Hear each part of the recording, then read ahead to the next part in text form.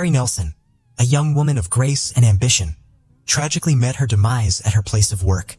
Despite the best efforts of detectives, the culprit remained elusive, leaving the case unsolved for several years. However, a surprising turn of events unfolded when the police revisited the evidence, leading to a breakthrough that no one could have foreseen. Born on December 13, 1980, in the quaint town of Luverne, Minnesota, Carrie was a beacon of light in the lives of her loving parents, younger sister, and numerous friends. Her compassionate nature and unwavering dedication to helping others shone through in every aspect of her life. Pursuing her dream of becoming a doctor, Carrie embarked on her academic journey at a college in North Dakota, where she crossed paths with the charming Mike Kellen, with whom she soon became engaged. Despite the demands of her studies, took on a part-time job at the National Blue Mound State Park, a place she held dear to her heart. Selling tickets and guiding visitors through the park's wonders, Carrie found solace in the beauty of nature that surrounded her. The tranquil landscapes provided a respite from the hustle and bustle of everyday life, allowing her to immerse herself in the serenity of the great outdoors. On May 20, 2001, she arrived at work as usual. That day, she was accompanied by a young intern named Rebecca, who was assisting her at the park. Apart from her regular tasks, she had to guide and familiarize Rebecca with the work procedures. Her shift began at 8 a.m. and was scheduled to end at 3:30 p.m. throughout the day. She dedicated her time to explaining the intricacies of the job to Rebecca. At approximately 12:45, Rebecca left for the office building situated at the opposite end of the park, leaving her alone in a small room near the entrance. Upon Rebecca's return around 2:30 p.m., she was met with a distressing sight. Carrie was lying lifeless on the floor with a pool of blood nearby. Simultaneously, a startled Rebecca heard a noise at the front door. Fearing it might be the same individual who harmed her colleague, she swiftly exited through the back door and hurried home. As her residence was within the park premises due to her father's managerial position, she promptly informed her parents about the incident. Her father rushed to the scene while her mother contacted the authorities. Upon arrival, he discovered Carrie's lifeless body and promptly contacted emergency services. Meanwhile, another call was made to the police by a park visitor who stumbled upon the scene. Law enforcement initiated their investigation, finding Carrie's body behind the registration desk in a disarrayed state. The room bore signs of a struggle with scattered items and a broken pen. Based on the evidence gathered, the authorities deduced that a confrontation occurred between the victim and the assailant. Following discussions with the managers, it was revealed that 2 bank bags designated for storing money had gone missing from the premises. Furthermore, cash was taken from the register amounting to approximately $2,000. Detectives discovered various clues on the floor, including men's wristwatches with torn straps and a pack of cigarettes. Given that Carrie was a non-smoker, it was presumed that the cigarettes were left behind by her murderer. The watches, on the other hand, were believed to have been ripped off the perpetrator's wrist during the altercation. Notably, orange-colored stone particles were also found on the floor, which the manager indicated likely originated from the decorative stone at the park's registration desk. Despite an extensive search of the premises, the culprit remained elusive. The presence of blood spatters on the room's walls and ceiling led investigators to suspect that the stone was the murder weapon. Meanwhile, the park entrance was secured and other investigators began interviewing all incoming visitors. A couple at the campground mentioned seeing a white car with a brown vinyl top speeding past them around 2:30 p.m., but were unable to recall the vehicle's model or license plate number. The absence of surveillance cameras in the park posed a challenge as crimes in the area were infrequent. The available evidence included a wristwatch, a pack of cigarettes, and the vague recollections of witnesses. Medical experts determined that the victim's fatal injuries were caused by blunt force trauma to the head. While it was speculated that a large decorative stone might have been the murder weapon, they awaited its discovery. Investigators revealed that the assault on Carrie took place between 2 p.m. and 2:30 p.m. A heartfelt letter penned by Carrie to her betrothed was discovered at her workplace, expressing her excitement for their upcoming nuptials and her dream of having 2 children. The letter was dated 2 p.m. on the day of the incident. Intriguingly, a men's watch found near the victim's body had stopped at 2:16 p.m., hinting that it ceased ticking shortly after Carrie had removed it from the assailant's wrist. The authorities swiftly secured the park, scouring for more evidence. After 5 days, they stumbled upon a decorative stone in a nearby stream. Apparently, the culprit had taken it and flung it into the water from a bridge while driving past. Forensic specialists matched the stone's relief with Carrie's head injuries, confirming it as the murder weapon. Unfortunately, the water had obliterated any fingerprints or DNA traces left by the perpetrator. With no other leads, the police turned their attention to a potential suspect. Initially focusing on Carrie's fiancé, they discovered he had a solid alibi. He was at a funeral 110 kilometers away from the crime scene at the time of the murder. Further investigations led them to a colleague of Carrie's, Stephen, who had a troubling history. Stephen persistently pursued Carrie despite her engagement, sold narcotics to park visitors, and made her feel unsafe. Carrie had contemplated reporting him to the authorities or management. When questioned, Stephen failed to provide a credible alibi for the time of the crime. He abstained from work on that particular day, asserting that he was attending his daughter's birthday celebration a few kilometers away from the park. Nevertheless, he made an appearance at the festivity around 3 p.m., indicating that he had sufficient time to engage in the unlawful act. Furthermore, he was seen driving a white Cadillac, whereas witnesses observed a light-colored vehicle speeding away from the park. Upon further investigation, the detectives discovered that Stephen was facing financial hardships, providing him with a motive to commit theft, especially since he was aware of the location where the money was stored. The detectives also speculated that he might have become aware of Carrie's intentions to report him and opted to eliminate her. They impounded his vehicle and obtained a DNA sample from him. Meanwhile, the forensic team completed the collection of fingerprints and DNA samples from the crime scene, including DNA from a man's wristwatch. A total of 135 distinct fingerprints were identified at the location. After excluding all park staff, including Stephen, 38 unknown prints remained. Regarding the wristwatch, 3 different DNA samples were detected on it. The challenge arose when these samples were insufficient to generate a complete profile due to the limited advancement of DNA analysis technology in 2001. Consequently, experts had to work with partial profiles. Despite attempting to input them into databases, the outcomes were inconclusive. The system presented them with 19 potential matches, and upon investigation, the police confirmed that none of these individuals were linked to the homicide. Nonetheless, the experts managed to directly compare the acquired samples with other DNA. They determined that one of the samples belonged to Carrie, while the other 2 did not correspond to any of the park employees, including Stephen.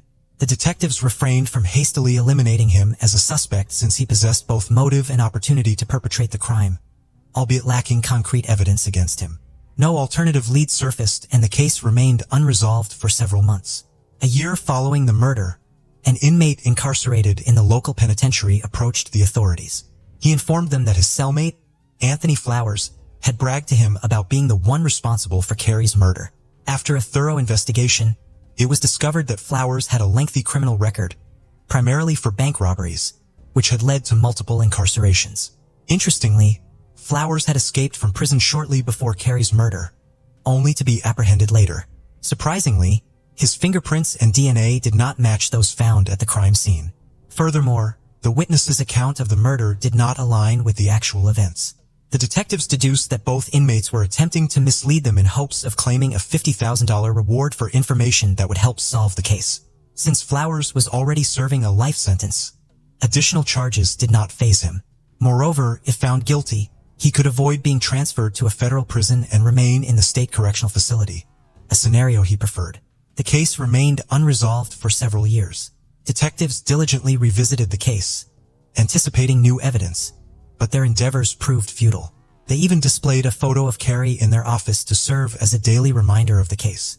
In 2007, the case was reopened. By then, advancements in DNA analysis technology allowed experts to re-examine the wristwatch. This time, they successfully identified 3 distinct DNA profiles.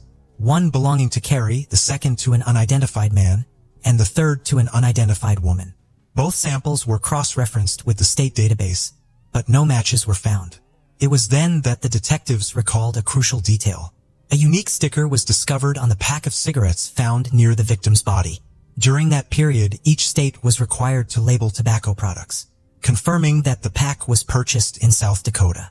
Subsequently, the detectives forwarded the DNA samples to their counterparts in that state, leading to a long-awaited breakthrough. When the profiles were run against the South Dakota database, one of them resulted in a perfect match. The individual turned out to be none other than 35-year-old Randy Lee Royal Swaney. Surprisingly, this name had never surfaced in any police reports related to Carrie's case, leaving the investigators taken aback. It was revealed that Randy was a serial robber currently serving a 30-month sentence in a South Dakota prison, having been out on parole at the time of the murder.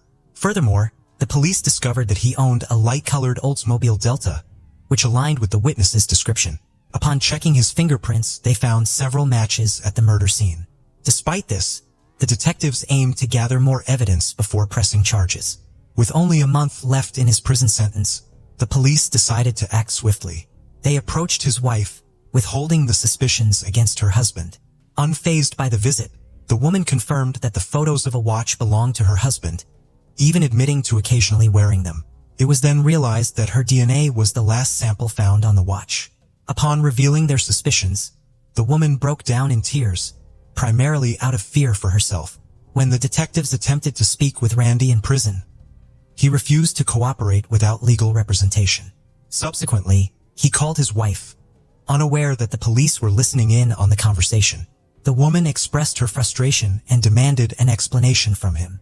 She disclosed that detectives were looking into him regarding a murder at Blue Mound State Park, and she was particularly concerned about her DNA being discovered on a watch. She became emotional, alternating between tears and outbursts, vehemently denying any involvement in the crime to avoid going to jail. On the contrary, maintained his innocence throughout. The woman willingly assisted the authorities by providing DNA samples, allowing a search of their residence and submitting various photos of Randy, one of which depicted him seated in a white car resembling the one witnessed at the scene. In another photo, his watch was visible, secured to the fourth clasp mirroring the one found at the crime scene.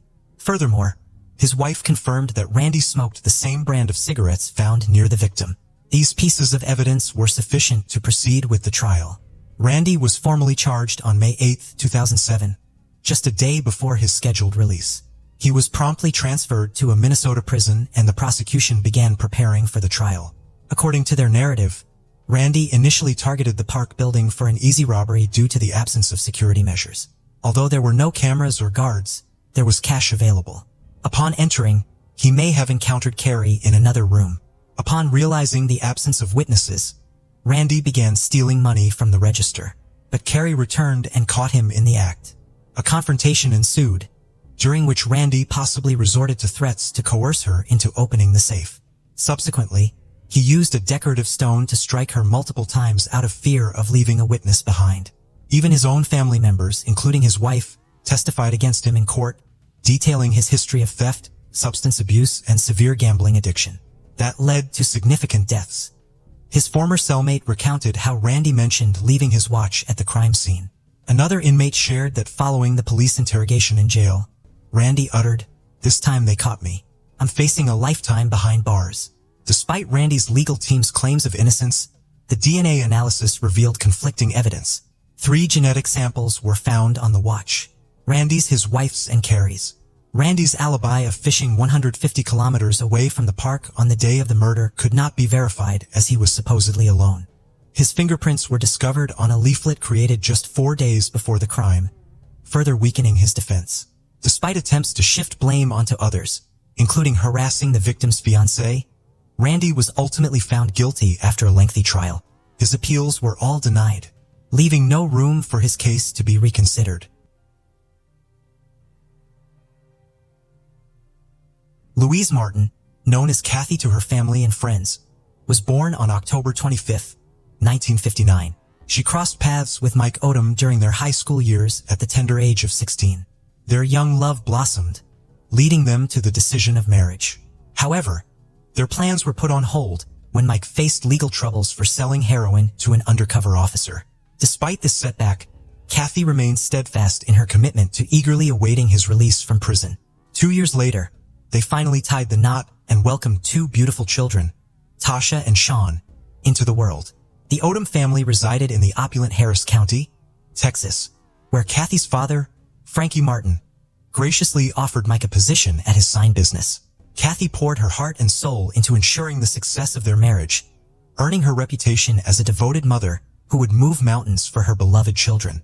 Tragedy struck on the fateful night of March 3, 1987, when Mike, away on business, attempted to reach Kathy but received no response. Concerned, he enlisted the help of a neighbor to check on his family. What they discovered was a scene of horror. Tasha, brutally beaten and unconscious, Sean unharmed, and Kathy, lifeless and mutilated in their bedroom. The heinous crime left the community in shock, with officers fearing the return of the perpetrator to finish what they had started. Tasha and Sean were both transported to the hospital, and it was mandated that they must not be left unattended. Kathy's father, Frankie, arrived at the crime scene and was instructed to go to the hospital to be with his grandchildren. While at the hospital, Frankie witnessed the events surrounding his daughter on a television screen. Meanwhile, Mike finally arrived back at the house, where the police officers paid close attention to his appearance. One of the officers observed red stains on Mike's shirt that resembled blood. A search of the Odom's residence uncovered blood in the bathroom, indicating that the perpetrator, potentially Mike, had attempted to clean up before departing.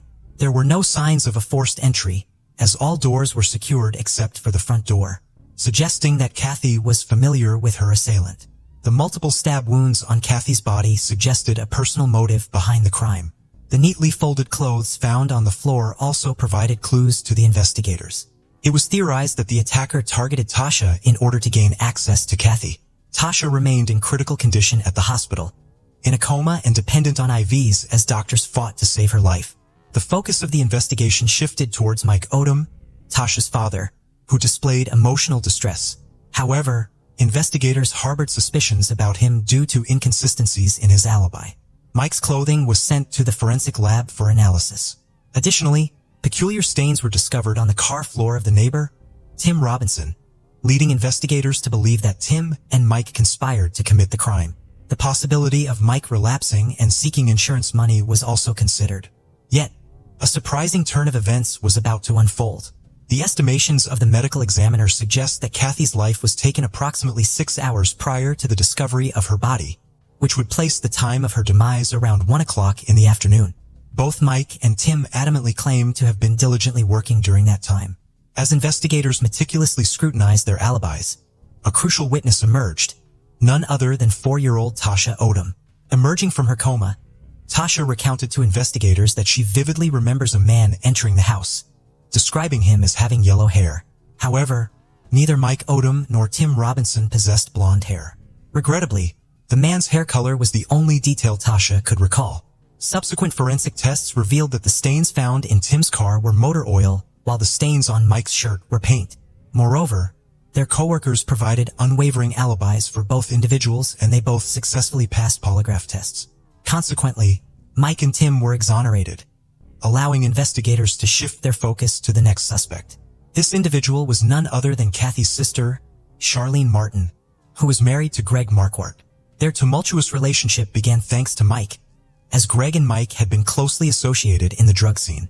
Charlene, like Kathy, was only 16 years old when she met the man she would eventually marry. Greg, who was 25 at the time, should have raised eyebrows. The couple tied the knot in 1983, and soon after both Charlene and Kathy spiraled into addiction, mirroring Greg and Mike's destructive path. Charlene was known for stealing from her own parents for financial gain. However, Greg's affluent aunt and uncle repaid the Martins and legal actions were avoided. While Mike and Kathy managed to turn their lives around, Greg and Shelley continued their criminal activities, leading to frequent incarcerations. Prior to Kathy's untimely demise, she confided in a friend about Greg's inappropriate advances towards her, which she promptly rebuffed, while Shelley was occupied in another room with the baby.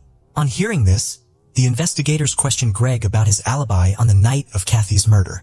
Greg stated that he was not with his wife on the night of the crime. He was in the company of a man named Hampton Robinson III. It is worth noting that Robinson was an acquaintance of Charles Harrelson, who was the father of actor Woody Harrelson and was convicted of killing a judge in 1982. Robinson had testified against Harrelson during his trial. Despite the police finding Greg's fingerprints and hair at the crime scene, it was argued that as a family member who had visited the house multiple times, this did not necessarily indicate guilt. Kathy's parents expressed their belief to investigators that Greg was responsible. 2 days after Kathy's death, Frankie received a late-night call from the hospital where Tasha was being treated, informing him that Shelley and Greg had attempted to visit. Frankie instructed the hospital not to allow them in, citing suspicions about Greg and the unusual timing of their visit. Tasha's grandmother, Charlene Martins, recalled that Tasha reacted with fear upon seeing Greg at the hospital and he was asked to leave. When questioned about the incident, Tasha could not recall if it was her Uncle Greg she saw with Kathy on the day of the attack due to her head injury. Greg, while denying any involvement, openly admitted his attraction to Kathy, particularly to her stomach. This preference was known to Kathy's friends, and it is notable that she was primarily stabbed in the stomach. During the interview, Greg requested to leave to refill a parking meter but did not return. He also declined to take a polygraph test, prompting investigators to further scrutinize his alibi. Shelley recounted that Greg chauffeured her to school at 10:30 a.m. on the day of the crime and retrieved her at 2:30 p.m. This luxurious 4-hour time frame provided ample opportunity for Greg to carry out the crime. The medical examiner pinpointed the time of her demise around 1 p.m. that fateful day. Despite Kathy's unfortunate ordeal, this incident unfolded in an era predating the widespread use of DNA in cold case inquiries. Back then, serology was the method of choice involving the intricate process of blood group typing. This technique was arduous, requiring a substantial sample size to yield results. The outcome was merely a blood type lacking definitive proof. The blood type extracted from the evidence found on Kathy's body matched Greg Marquardt's blood type, type O, shared by approximately half the population, rendering it inconclusive. With insufficient evidence, the case languished in obscurity for a considerable period. For Frankie, the realization that the perpetrator of his daughter's demise was wedded to his other daughter was a harrowing revelation. In 1998, a specialized cold case unit was established, with Kathy Odom's case being one of their initial investigations. By then, DNA testing had advanced significantly, enabling the extraction of a DNA profile from the biological evidence in Kathy's case. The results indicated that Greg Marquardt belonged to the exclusive 2% of the populace who could have been the culprit, a marked improvement from the previous 50% probability. Greg promptly provided investigators with an alibi, claiming he was engaged in a consensual relationship with Kathy and was in her company on the morning of her demise. He maintained that she was alive when he departed. Despite doubts cast on his account, Greg remained unapprehended due to insufficient evidence for a conviction. The crucial task was to establish his presence at the scene of the crime. Investigators sought the expertise of Catherine Long, employed at Orchid Cellmark, a prestigious private forensic laboratory in Dallas, Texas. Catherine devised a unique plan to unravel the mystery surrounding Kathy's crime. She and her team engaged in a peculiar activity of choking each other to see if skin cells would be transferred from the perpetrator to the victim. Astonishingly, they discovered a significant exchange of skin cells during the act. The investigators scoured through Kathy's evidence file in search of any trace of the perpetrator's skin cells. Their focus shifted to the electrical cord that was used to bind Kathy's hands. Fortunately, the cord had been stored in a paper bag rather than a plastic one. The paper bag's breathable nature ensured that the item remained dry, thus extending the lifespan of the DNA. This preservation method proved to be more effective than storing it in a plastic bag. The blood-stained cord was meticulously swabbed by the investigators to gather all possible evidence. Subsequent testing unveiled 2 genetic profiles, Kathy Odom's and Greg Marquardt's. The presence of Marquardt's DNA on the cord indicated his involvement as the perpetrator. Finally, on December 18, 2002, Greg Marquardt was apprehended and charged with Kathy's murder. During his time in prison, Marquardt confessed to a fellow inmate, revealing that he was under the influence of heroin when he committed the heinous act. His chilling account of the events that transpired at Kathy's house shed light on the brutal truth. The advancements in DNA technology ultimately led to his identification as the culprit 15 years after the crime. 6 months following his arrest, Greg's affluent aunt passed away, bequeathing him with hundreds of thousands of dollars and a share in her opulent abode. The Martins opted to take legal action against him, entangling the estate in a legal battle that hindered him from utilizing those funds for his defense. In 2004, Greg Marquardt entered a plea of guilty and was found guilty on all counts. By July of the same year, he was handed a 45-year prison sentence. After serving 4 years of his term, he succumbed to liver disease in 2008 at the age of 56. Sergeant Roger Wedgeworth was quoted as saying, "Couldn't happen to a more deserving individual." Shelley and her parents lost touch following the crime. While they believed in his culpability, she stood by Marquardt's side. It was rumored that Shelley continued to stand by Marquardt and maintained his innocence for an extended period. A couple of years post the crime, the Martins relocated to Oklahoma. Subsequently, it appeared that Shelley reconciled with her parents and she too relocated to Oklahoma to be in close proximity to them. Kathy's father, Frankie, expressed, "It does not bring back Kathy. I will always cherish her memory, the home she created, and the moments we shared. Losing a child is always a profound sorrow.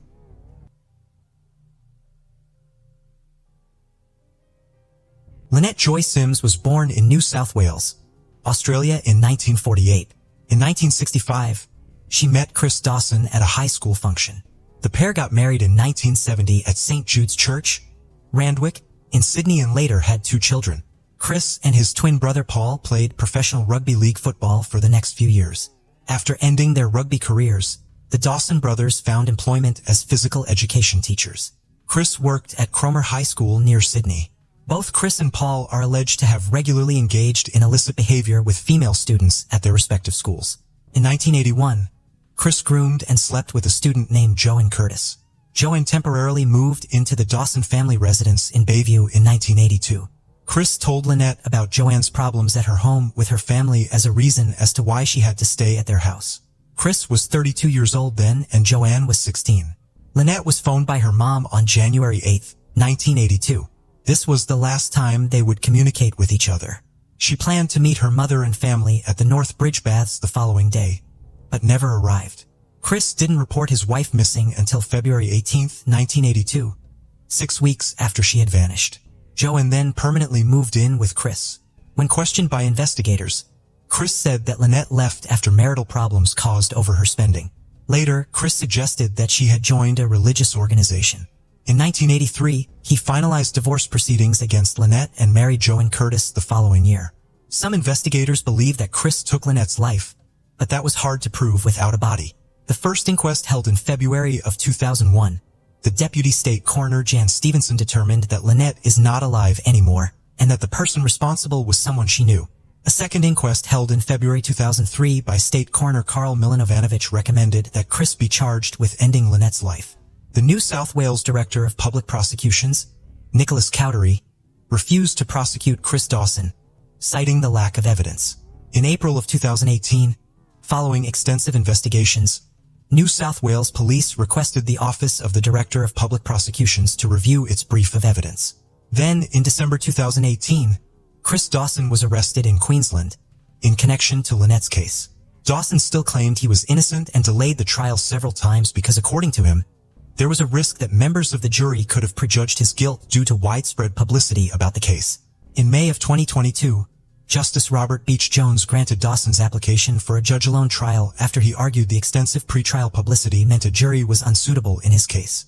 The trial began on May 9th.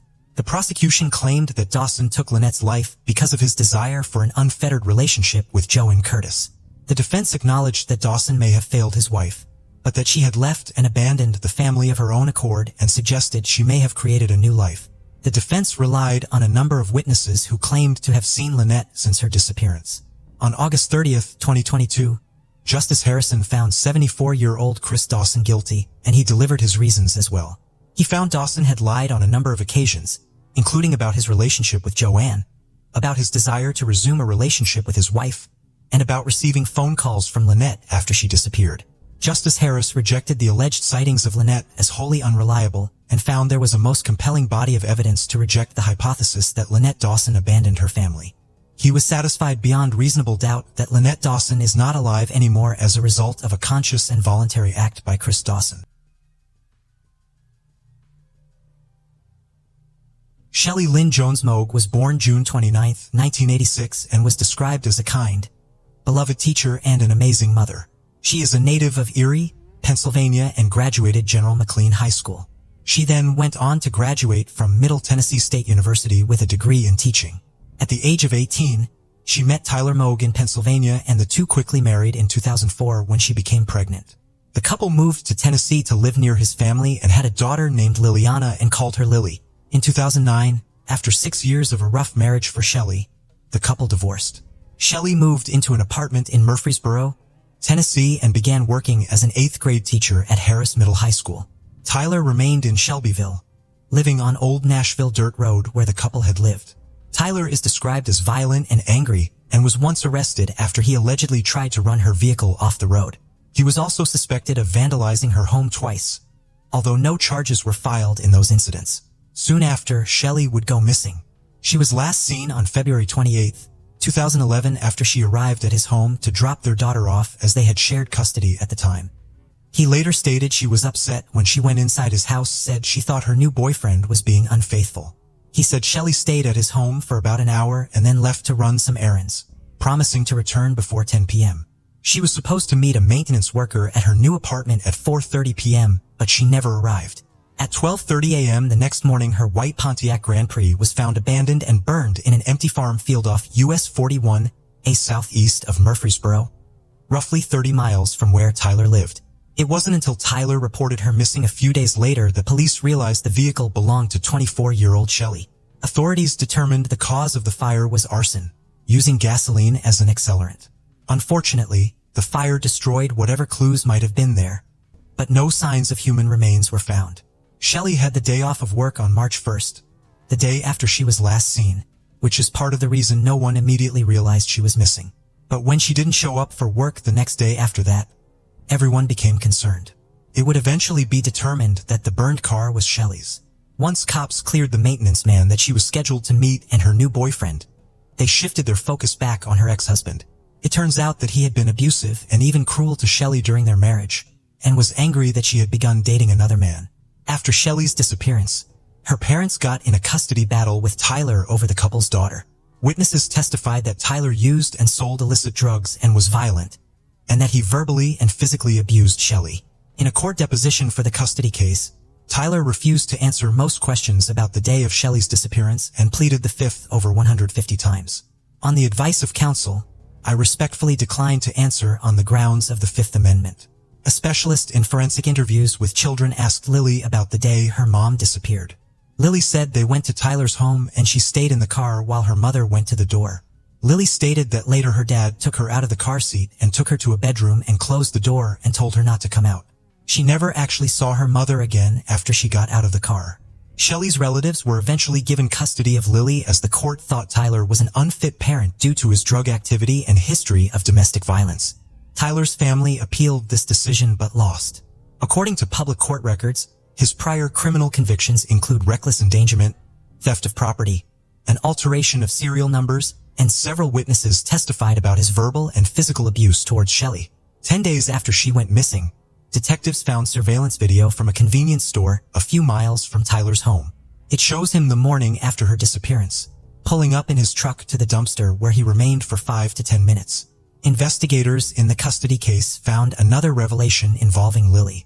They found out that Tyler had been talking to his daughter about burning down his ex-mother-in-law's home. He wanted to give her matches so she could help burn down her house. Thankfully, Shelley's family won custody of Lily, preventing her from being subjected to any more of that abuse. After Shelley's disappearance, he pocket-dialed 911 and a 22-minute conversation was recorded between him and his father while working without him realizing it. Some of the conversation with his father is garbled and difficult to hear, but Tyler seems to be talking about the night Shelley disappeared and how he was innocent and other things related to the case. Part of the 911 call can be heard on YouTube under Tyler Mook's accidental call to 911. Minutes later, he calls 911 back and asks if they got a call from his number earlier and if they record stuff like that. Some people speculate that the call wasn't an accident, but instead was actually on purpose to make himself look innocent. Tyler moved to Palm City, Florida shortly after the 911 call, looking to start a new life. In October 2014, over 3 years after his ex-wife went missing, Tyler attacked his girlfriend Robin on his speedboat and threw her into the water and tried to hold her under. Robin says she didn't know anything about Tyler Mook's past in Tennessee, and for a while she didn't even know his real name, because he had told her it was Cook. She says she saw Moog racing on the side of his boat and asked what it meant. He told her that was his last name and that he had been joking when he told her it was Cook. She then searched for him online and found out about his past. She talked to her mother, who told her to get away from him. She told him what she learned, and he charmed her into believing it wasn't true, and they remained together. One day, Robin and Tyler, along with his brother Andrew and his girlfriend Nicole, went out for a cruise on his speedboat. He first became angry at her for being late, and then spent the day drinking. He was speeding so much that she became scared and kept yelling at him to slow down. She again tried to get him to slow down when speeding through a no-wake zone. He eventually shut the motor off, threw her cell phone, and threw her over the boat into the water. He then jumped in and held her under the water. She managed to come up for air a couple times, but he kept holding her underwater. When she managed to get up for air at one point, she yelled for Tyler's brother to help. His brother jumped in and put Tyler in a chokehold. And meanwhile, another boat arrived and she begged them to get her out of the water, stating that he just tried to kill her. He fled the scene after saying, "No one disrespects me in front of my family and I will kill her." The second boat took her to shore and she reported the incident to police. He was then arrested that night, but his mom quickly bailed him out. Robin then got a restraining order against him. Days after the incident on the boat, detectives from Tennessee came to Florida and met with Robin. The battery charges against Tyler were escalated to attempted murder in the first degree. During trial, Tyler's brother testified despite his family trying to prevent him from doing so. He said at the end of the day he loves his brother, but he had to tell the truth and describe the same scenario that Robin described. His defense argued he had simply lost his temper and had not intended to kill his girlfriend.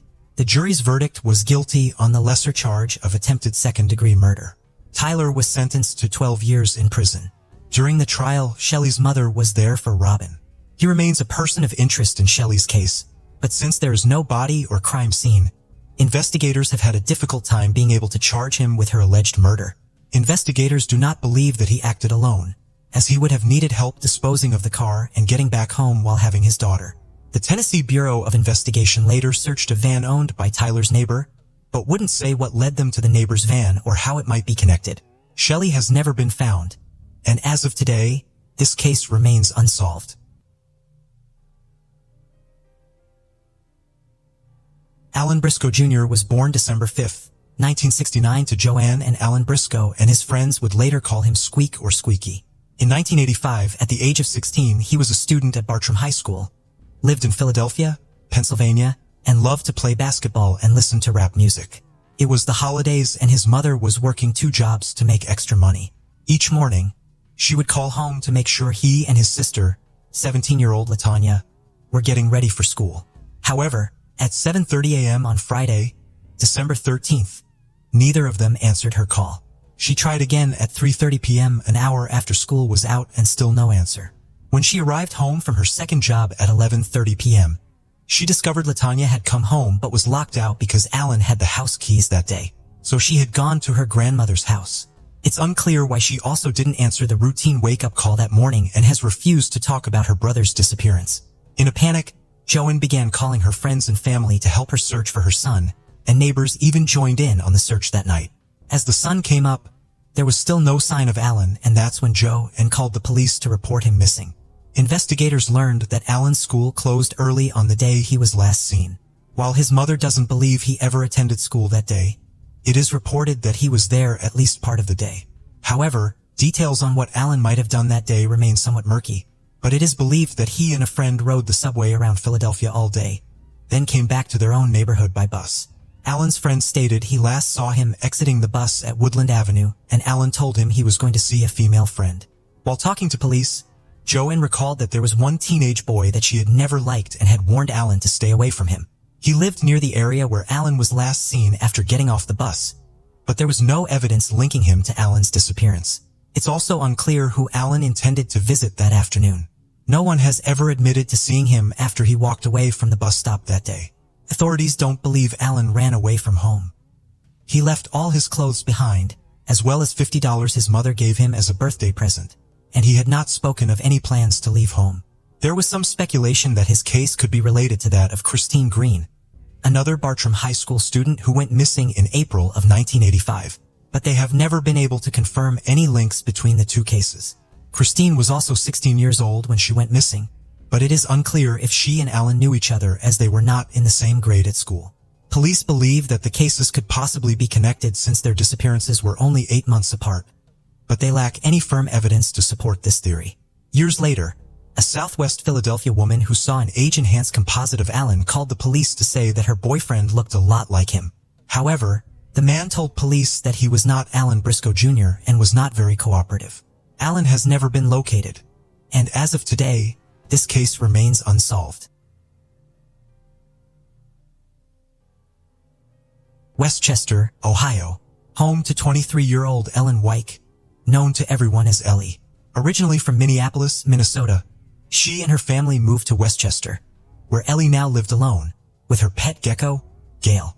Her family said she lived a life full of color, music, art, and nature. Described as a free-spirited, creative soul, you could often find her scrapbooking, taking dance classes, making jewelry, or writing. She loved the outdoors, and her mom said since she was little you could always find her digging around outside in her nicest dresses, covered in dirt, planting things and building hammocks. She had a lot of exciting things coming up and had recently got her cosmetology license. But as the summer of 2018 crept in, her ever-positive outlook was being pushed to its limit. An unknown person had been sending her harassing messages and DMs via masked numbers, random usernames, Snapchat accounts, and Instagram and Facebook profiles. It had been happening on and off for almost a year, but now it was relentless. She felt confident from the way they spoke that it was all the same person, just using different devices and platforms. Things got even more frightening when Ellie got sent part of a video on Facebook. It had been filmed from right outside her house. The person was watching her at her kitchen table, exposing themselves and touching themselves as they filmed. Several more videos of a similar nature followed. If the messages weren't scary enough, this had all just taken a very sinister turn. How had this person found her house? Her best friend Hannah described it as a serious and sick game of cat and mouse. Enough was enough, and Ellie called the police. She reported some of the usernames and numbers, one of which was Mikhail or Mika. Did that name mean anything to her, they asked. Ellie said she had an ex from years ago called Michael, but she had no clue who could be behind this. Officers wrote up a report and Ellie asked them what she should do next. They told her to take self-defense classes and stay inside at night.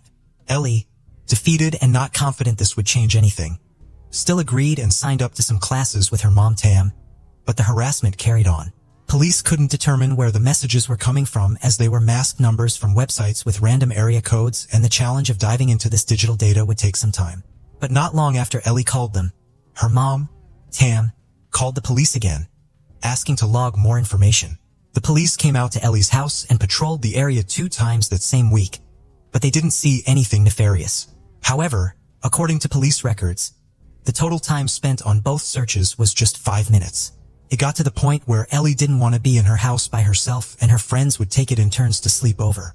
But this person clearly had no problem approaching her house, and the reality was until they were caught, how safe could she ever really feel? In one conversation her friend said, "What do you do in this situation? I wish I knew how to help." Replied, "I don't know," with a sad face. "I'm alone and don't know a lot of self-defense. It's taking all of my peace of mind." One day when Ellie was chatting with a friend about everything going on, they both suddenly had a realization, and it came via a new Snapchat account. The account was registered to Mikhail Strauss, and Ellie's ex-boyfriend was Michael Strauss. Despite thinking that it couldn't possibly be him, Ellie, seeing the username, realized that it was. She immediately texted her friend, "Damn it, I know who it is. My ex-boyfriend from when I was 17.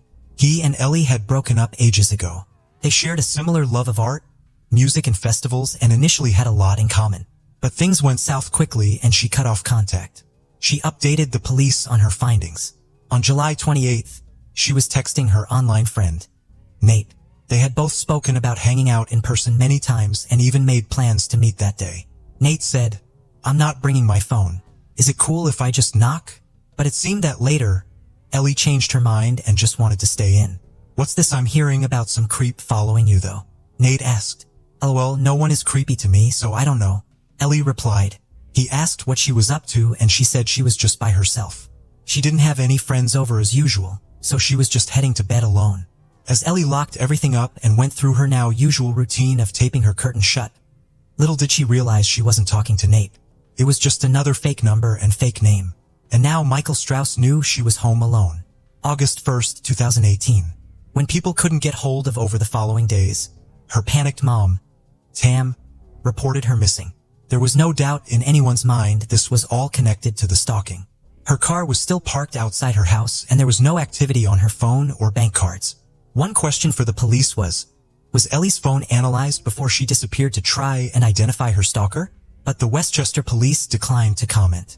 It was determined that her case was classified not as stalking but as telecommunication harassment. One of the numbers connected to Nate had a 213 area code, and the number had been purchased via a website, but it had no previous data and was not linked to another phone. It had also not been active since the day Ellie went missing. Over the next 2 weeks, as the search for Ellie was on, detectives got some information from the website the number had been purchased from, and they were able to obtain a username, sign update, last login, and email associated with the account. It was all linked to her ex-boyfriend, Michael Strauss. Michael had a criminal history going back a decade, which included public indecency, drug possession, identity fraud, and burglary. The public indecency charge in June of 2015 led to a mental health evaluation and a court-mandated follow-up treatment for 1 year. He had also created other new numbers to start contacting other women, and even started a new account via the same website a mere 53 minutes after the last message was sent to using the 213 area code. August 24th, tragically less than a month after she was reported missing, a discovery was made. Ellie's body was found off of a rural road in a field. She was naked, wrapped in a blanket, bound with duct tape, and had a plastic bag over her head. Her cause of death was asphyxiation. Just a short walk across the field from where I was found lived Michael, and at 4 a.m. the following day, Westchester police placed him under arrest. Held on a $4 million bond, he sat in custody while investigators tore his house apart and went through all of his devices. Google had turned over information to the police, showing that an IP address registered to Michael's residence had made searches for "How long does a dead body smell?", "Missing girl in Hamilton", and "Missing girl in Westchester, Ohio". Ellie Wyke was also searched for on Google, as well as 3 searches for the Cincinnati Strangler.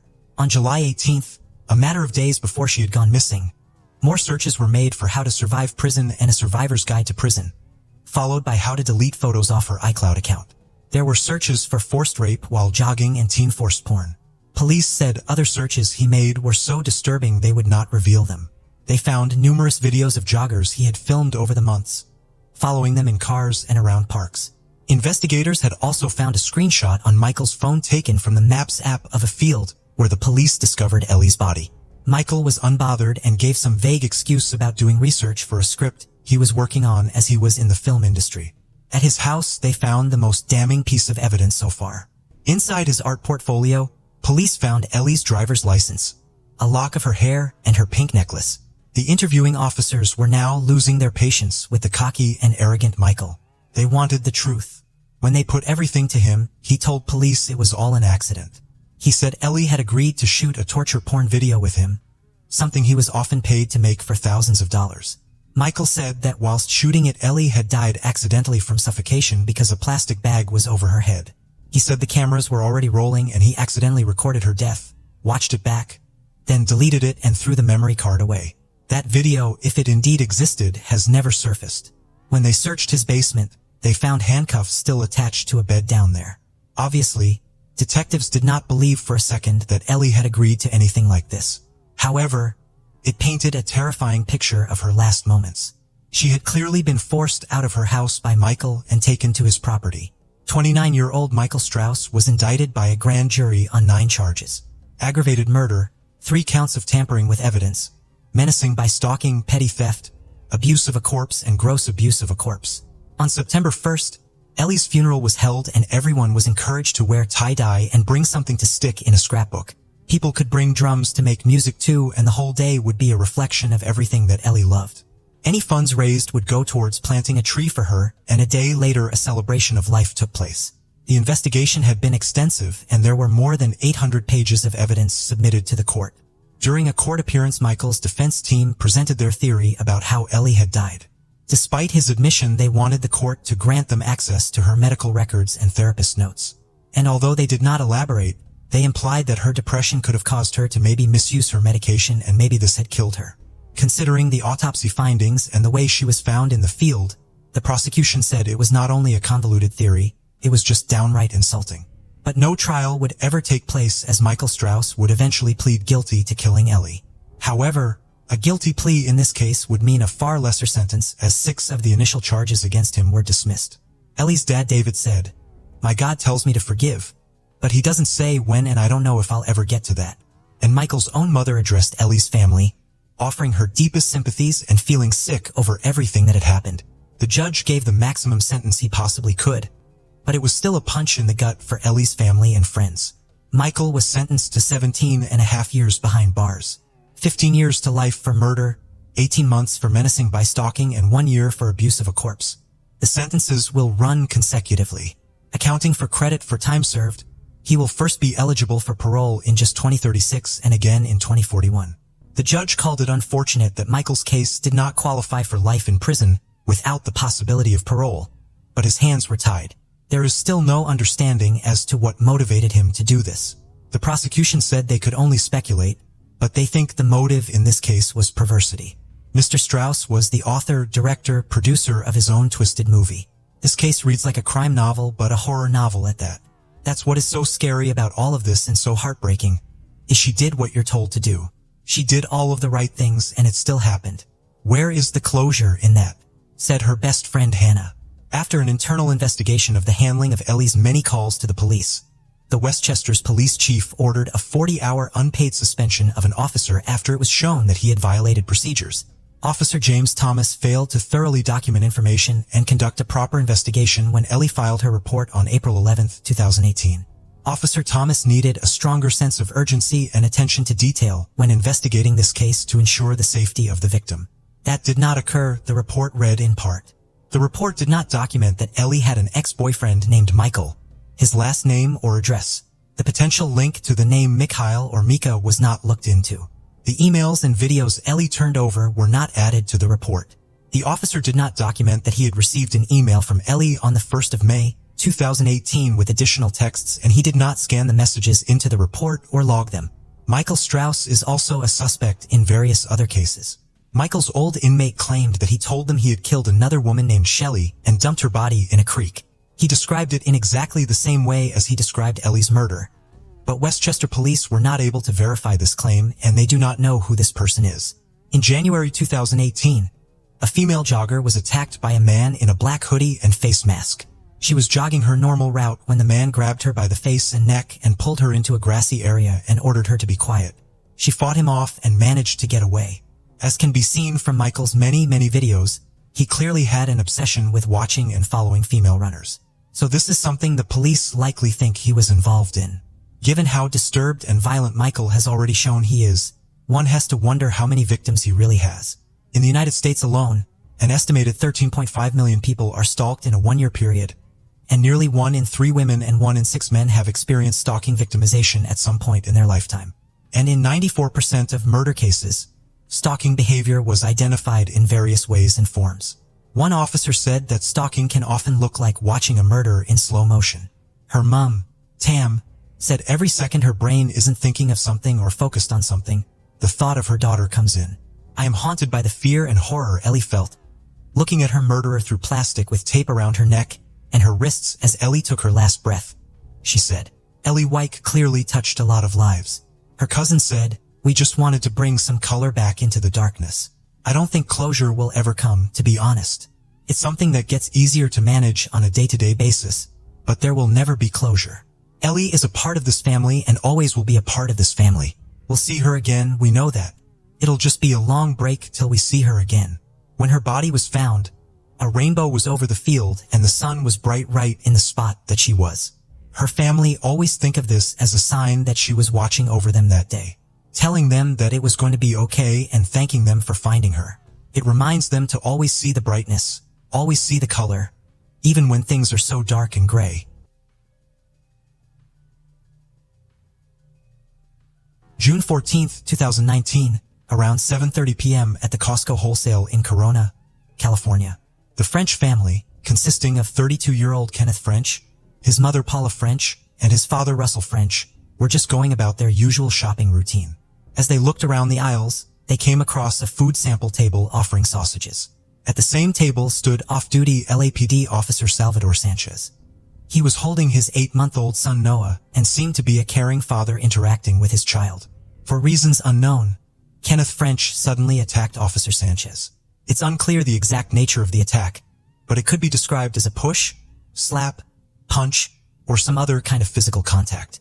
This unexpected act caused the officer to lose his balance and fall to the ground, dropping his baby and possibly hitting his head in the process.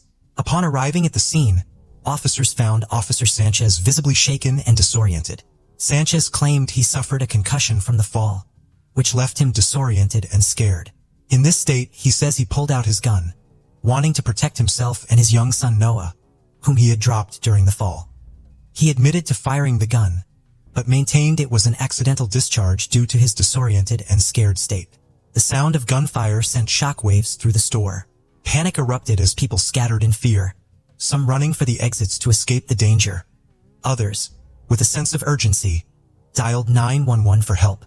During the chaos, while some took shelter, a few brave people went towards the sound of the shots to see if anyone was hurt. It was during this time when they found Officer Sanchez lying on the ground. Officer Sanchez also claimed that when he regained some awareness, he saw Kenneth holding a small black pistol similar to an LCP Ruger .380 pistol.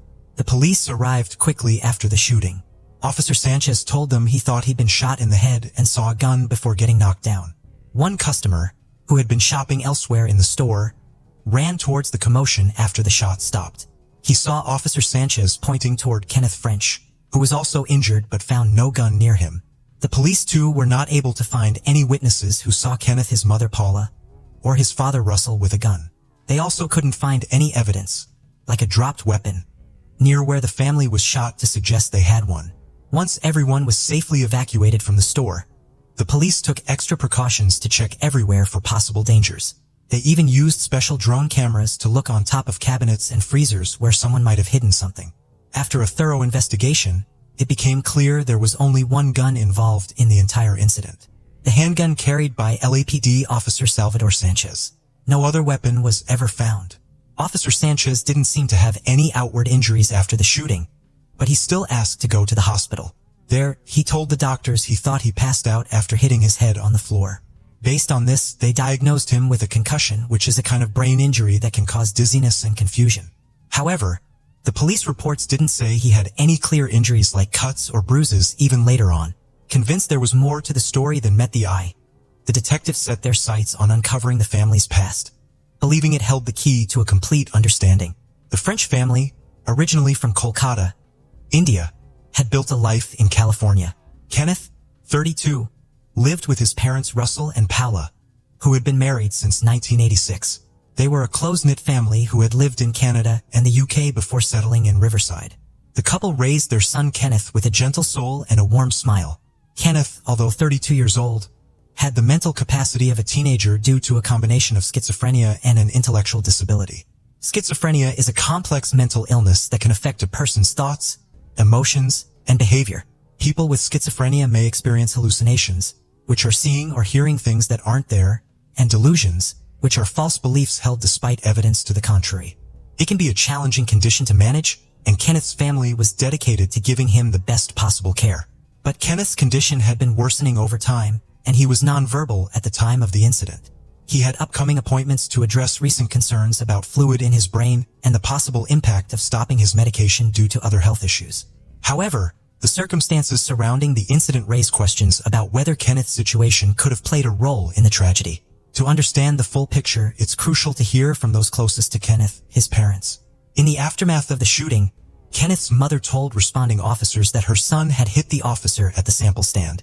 However, she was understandably traumatized and her account later changed, saying it was more of a slap. Meanwhile, Officer Sanchez wasn't arrested and went home while authorities investigated.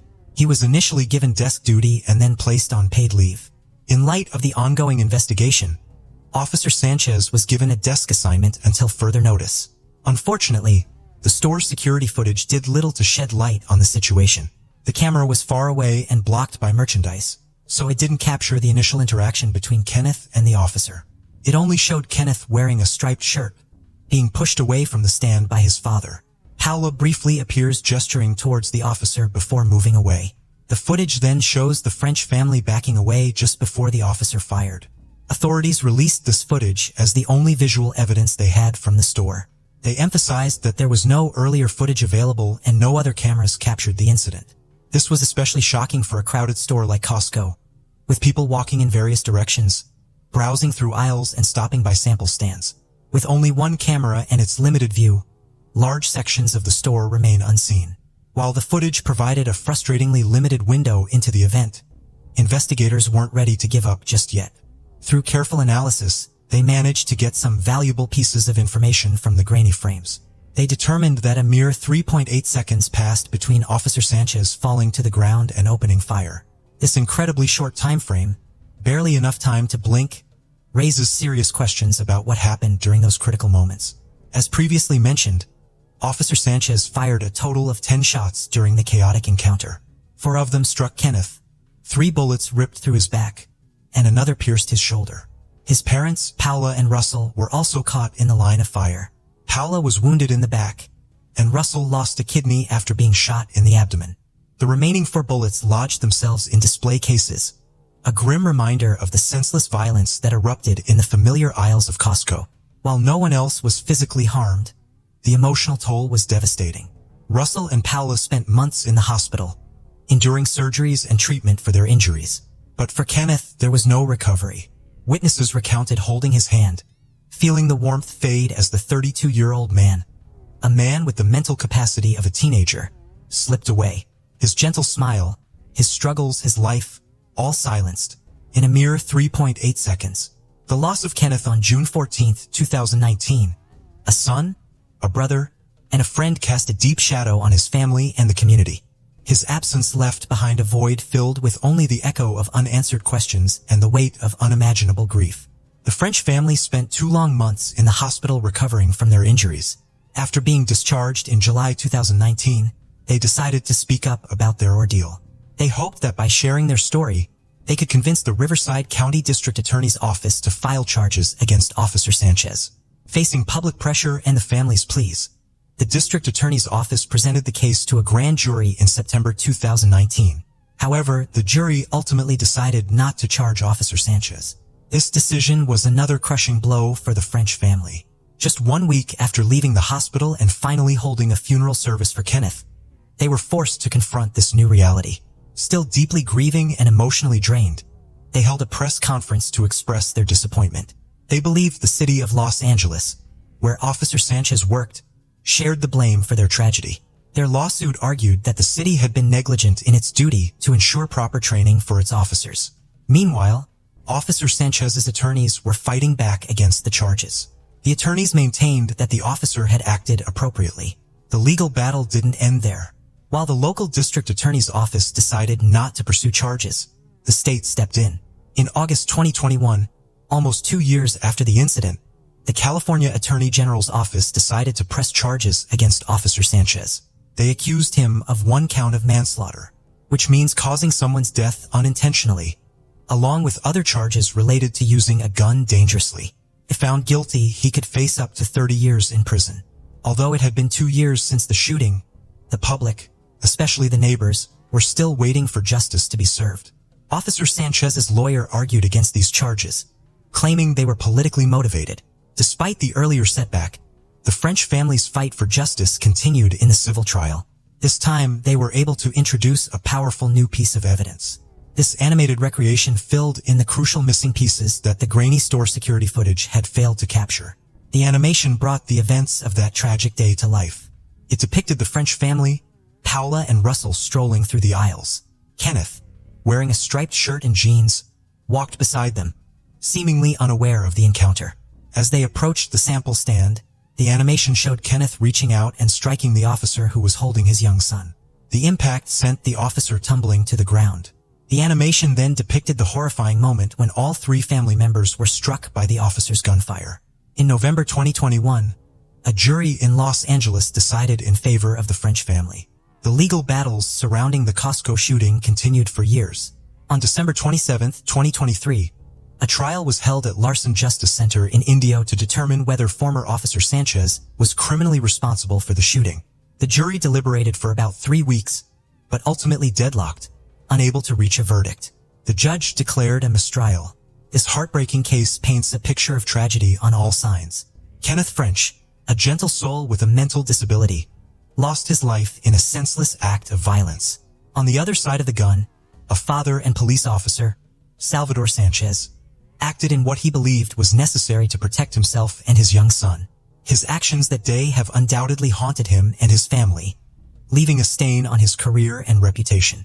This case leaves us with many unanswered questions and an intense sense of unease. It raises debates about police training, mental health awareness, and the limits of self-defense. What do you think about this case? Did the outcome deliver justice? Was compassion considered? Should Officer Sanchez have been held accountable? On September 24, 2021, Tragedy struck when 3-year-old Arely Doe fell victim to a terrifying exorcism conducted by her own family. The distressing cries and screams of the young child echoed within the walls of Iglesia Apostles I Prophetis, a small Pentecostal church in San Jose, California. Unfortunately, Arely took her last breath during this harrowing exorcism attempt, orchestrated by her mother, Claudia Hernandez Santos, Uncle Reen Aaron Hernandez Santos, and grandfather Reen Trigueros Hernandez. As prosecutors delve into this heart-wrenching case, they uncover the horrifying details of a fatal church exorcism that has deeply shaken the community. Now, with all 3 family members facing accusations, the legal proceedings aim to bring justice for little Arely, who tragically lost her life at the hands of the very family that should have protected her. The investigators' diligent efforts over several months have unraveled the roles played by each family member, mother, uncle, and grandfather, all equally contributing to the tragedy that befell this innocent child. The question remains, did Arely Doe receive the justice she deserved? Let us delve further into the matter. San Jose, California holds a special place with its museums, gardens, and historic architecture, standing proudly at the heart of the state. As of the 2023 population census, this vibrant city is home to 930,862 individuals from diverse backgrounds and walks of life. Over the past 5 years, the crime rate has experienced a significant increase. Despite being recognized as one of the safest major cities in America, the crime rate per 100,000 people slightly surpasses the average rate of 316.3. However, the incident involving Arely Doe was an isolated occurrence driven by religious beliefs. It is a tragic reminder that a young life was cut short prematurely. Nestled within the serene streets of San Jose, the seemingly ordinary Iglesia Apostles Prophetis, a small Pentecostal church, became the focal point of a chilling crime that unfolded in September 2021. Within the confines of this unassuming church, a horrifying exorcism took place, forever leaving its walls tainted with the haunting echoes of Arely Doe's tragic demise. The Hernandez family consisted of Claudia Alicia Hernandez, a 25-year-old mother, and her 3-year-old daughter, Arely Doe, who tragically became the victim of a horrifying exorcism. Alongside Claudia, Arely's uncle, Reen Hernandez Santos, and her grandfather, Reen Hernandez Sr., were also involved in this disturbing incident. Not much is known about the uncle and father of the victim. The family's spiritual journey took place within the confines of Iglesia Apostles I Prophetis, a small Pentecostal church where Arely's grandfather, a certified pastor and the leader of the church, played a significant role.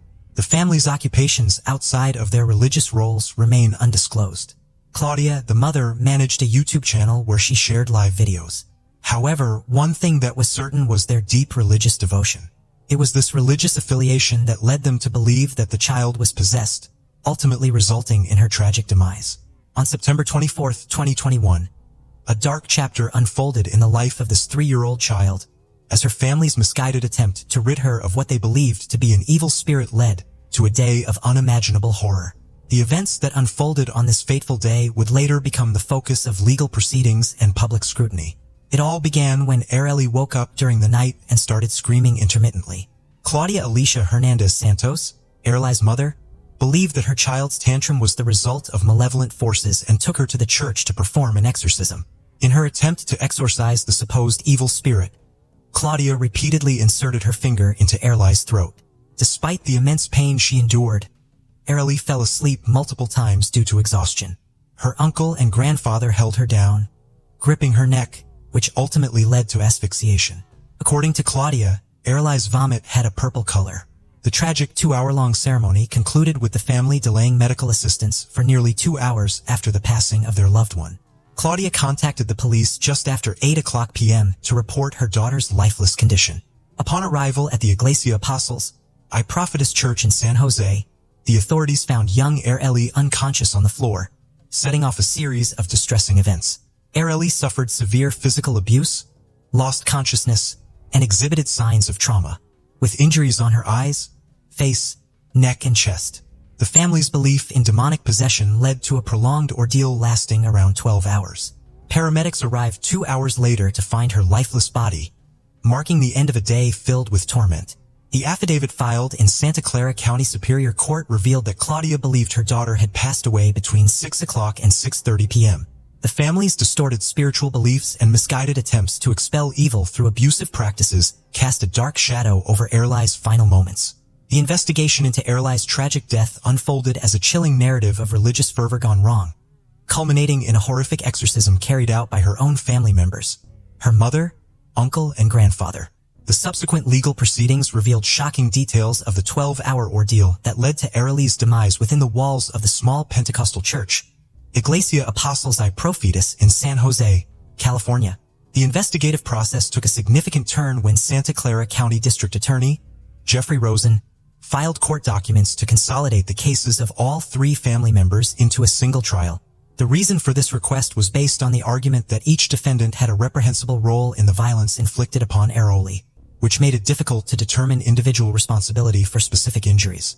The court records provided a disturbing timeline of events that occurred on September 24, 2021. Claudia Hernandez Santos, Erlai's 25-year-old mother, initiated the tragic series of events by contacting the police to report her daughter's lifeless condition. When authorities arrived at the Pentecostal church, they found Erlai unconscious on the floor, later confirming it as a homicide caused by suffocation and smothering. The investigation uncovered horrifying details of the family's collective actions during the 12-hour exorcism attempt. Prosecutors argued that all 3 defendants, including Erlai's mother, uncle, and grandfather, actively participated in physically abusing the young girl. At different points during the ordeal, each family member held Erlai of various parts of her body, with one gripping her neck, another her abdomen, and the third holding her legs. The alleged attempt to induce vomiting involved a disturbing collaboration of efforts. The preliminary autopsy confirmed that Erlai's death was a result of homicide, specifically asphyxia, due to suffocation. As investigators delved into the distressing circumstances surrounding the little girl's demise, alarming details emerged. According to court documents, the family, driven by the belief that Erlai was possessed by a demon, engaged in a twisted form of prayer and exorcism at the church.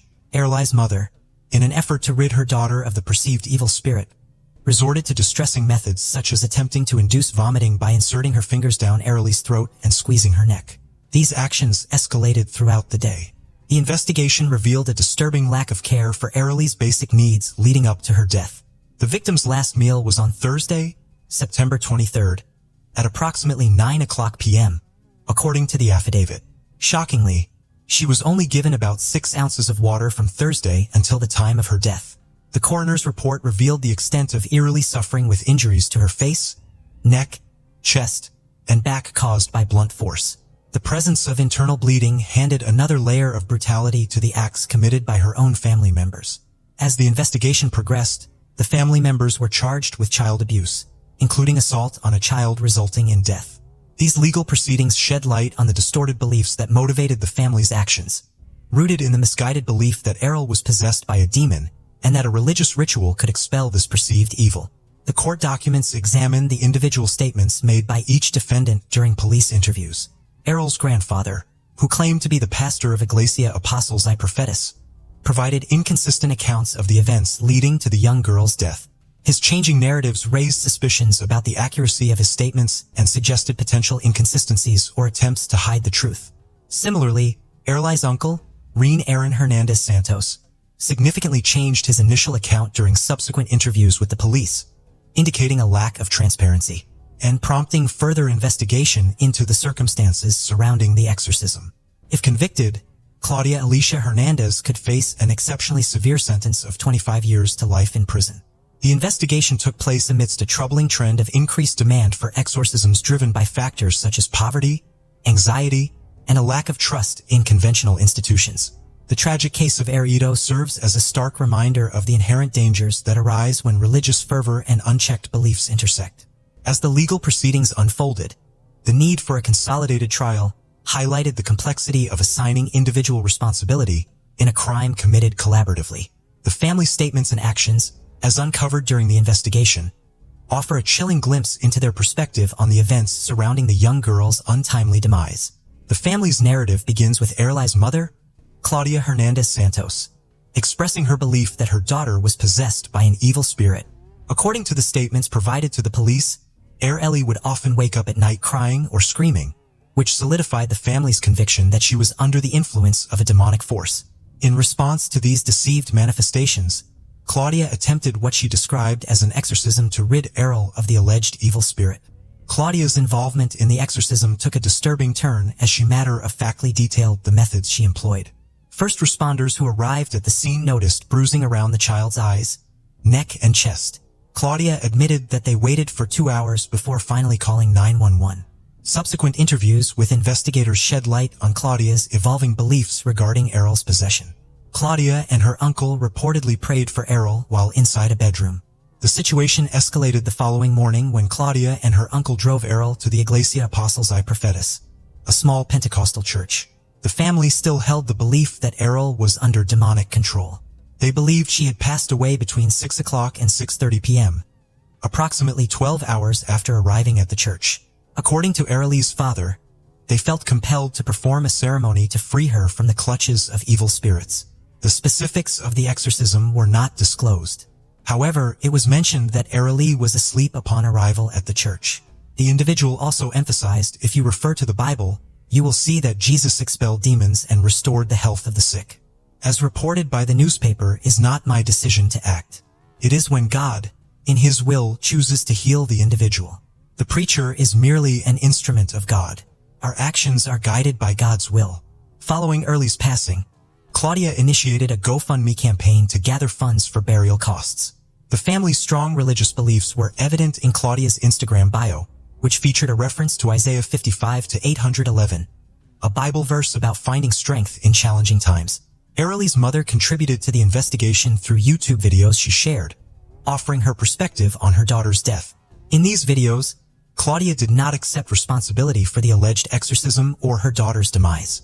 Instead, she attributed Errol's passing to a divine intervention, stating that God had taken her and expressing relief that her daughter would not have to face the difficulties of the world. In an unexpected development, a YouTube video emerged in January, for months after Errol's death, featuring Claudia Hernandez discussing her daughter's passing. The 40-minute video, titled with Errol's full name, provides a chilling glimpse into Hernandez's demeanor as she addresses the circumstances surrounding the tragedy. Hernandez's statements in the video aim to offer her perspective on the situation, highlighting that only those present truly comprehend what unfolded. She acknowledges the negative perceptions surrounding her and her daughter's death that stresses her inability to alter the past. Hernandez expresses gratitude that her daughter is no longer enduring the challenges of an increasingly difficult and deteriorating world. In fact, the video serves as a poignant exploration of Hernandez, delving into the anguish of losing a child, while also showcasing moments of apparent attachment. She reflects on the joy of motherhood, acknowledging the sadness, tears, and longing she feels for her daughter. The video's portrayal of a complex emotional landscape adds another layer of intricacy to an already deeply tragic narrative. Just 6 days after the YouTube video was uploaded, prosecutors formally charged Hernandez. The gravity of these charges, combined with the perceived disparity between Hernandez's demeanor in the video and the alleged actions leading to Errol's death, highlights the complexity of the case.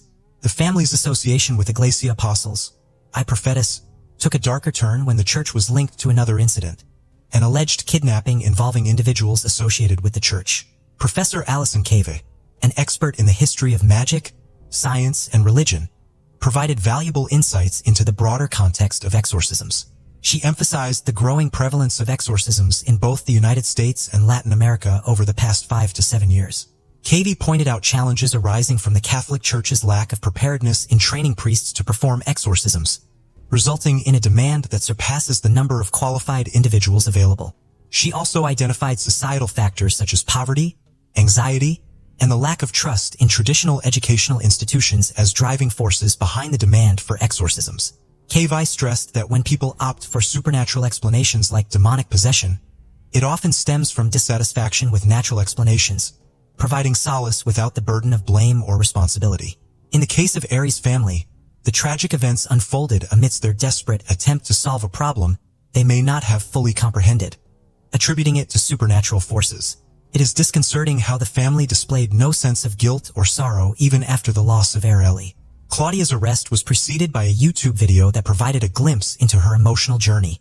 From the joy of pregnancy to the profound sorrow of losing her daughter, her sentiments reflected the challenges of accepting the loss of a child to illness, leading some to seek solace in supernatural explanations. The legal proceedings that followed revealed that Claudia Alicia Hernandez Santos was charged with felony assault on a child, resulting in death due to great bodily injury. Her arrest on January 31, 2022 shed light on the gravity of the crimes committed during the tragic exorcism. This horrific incident not only claimed the life of a young child, but also exposed the dangerous consequences of misguided beliefs and heinous actions. The case of Eridu reached its conclusion when Claudia Alicia Hernandez, a mother, was charged with felony assault on a child, emphasizing the extreme nature of the alleged actions against her own daughter. The decision to deny bail was made to ensure public safety, considering the perceived risk of flight. Factors such as Hernandez's limited ties to the community and her birthplace in El Salvador were cited as reasons for this precautionary measure. This underscores the seriousness of the accusations against Hernandez and the potential dangers she may pose if released before trial.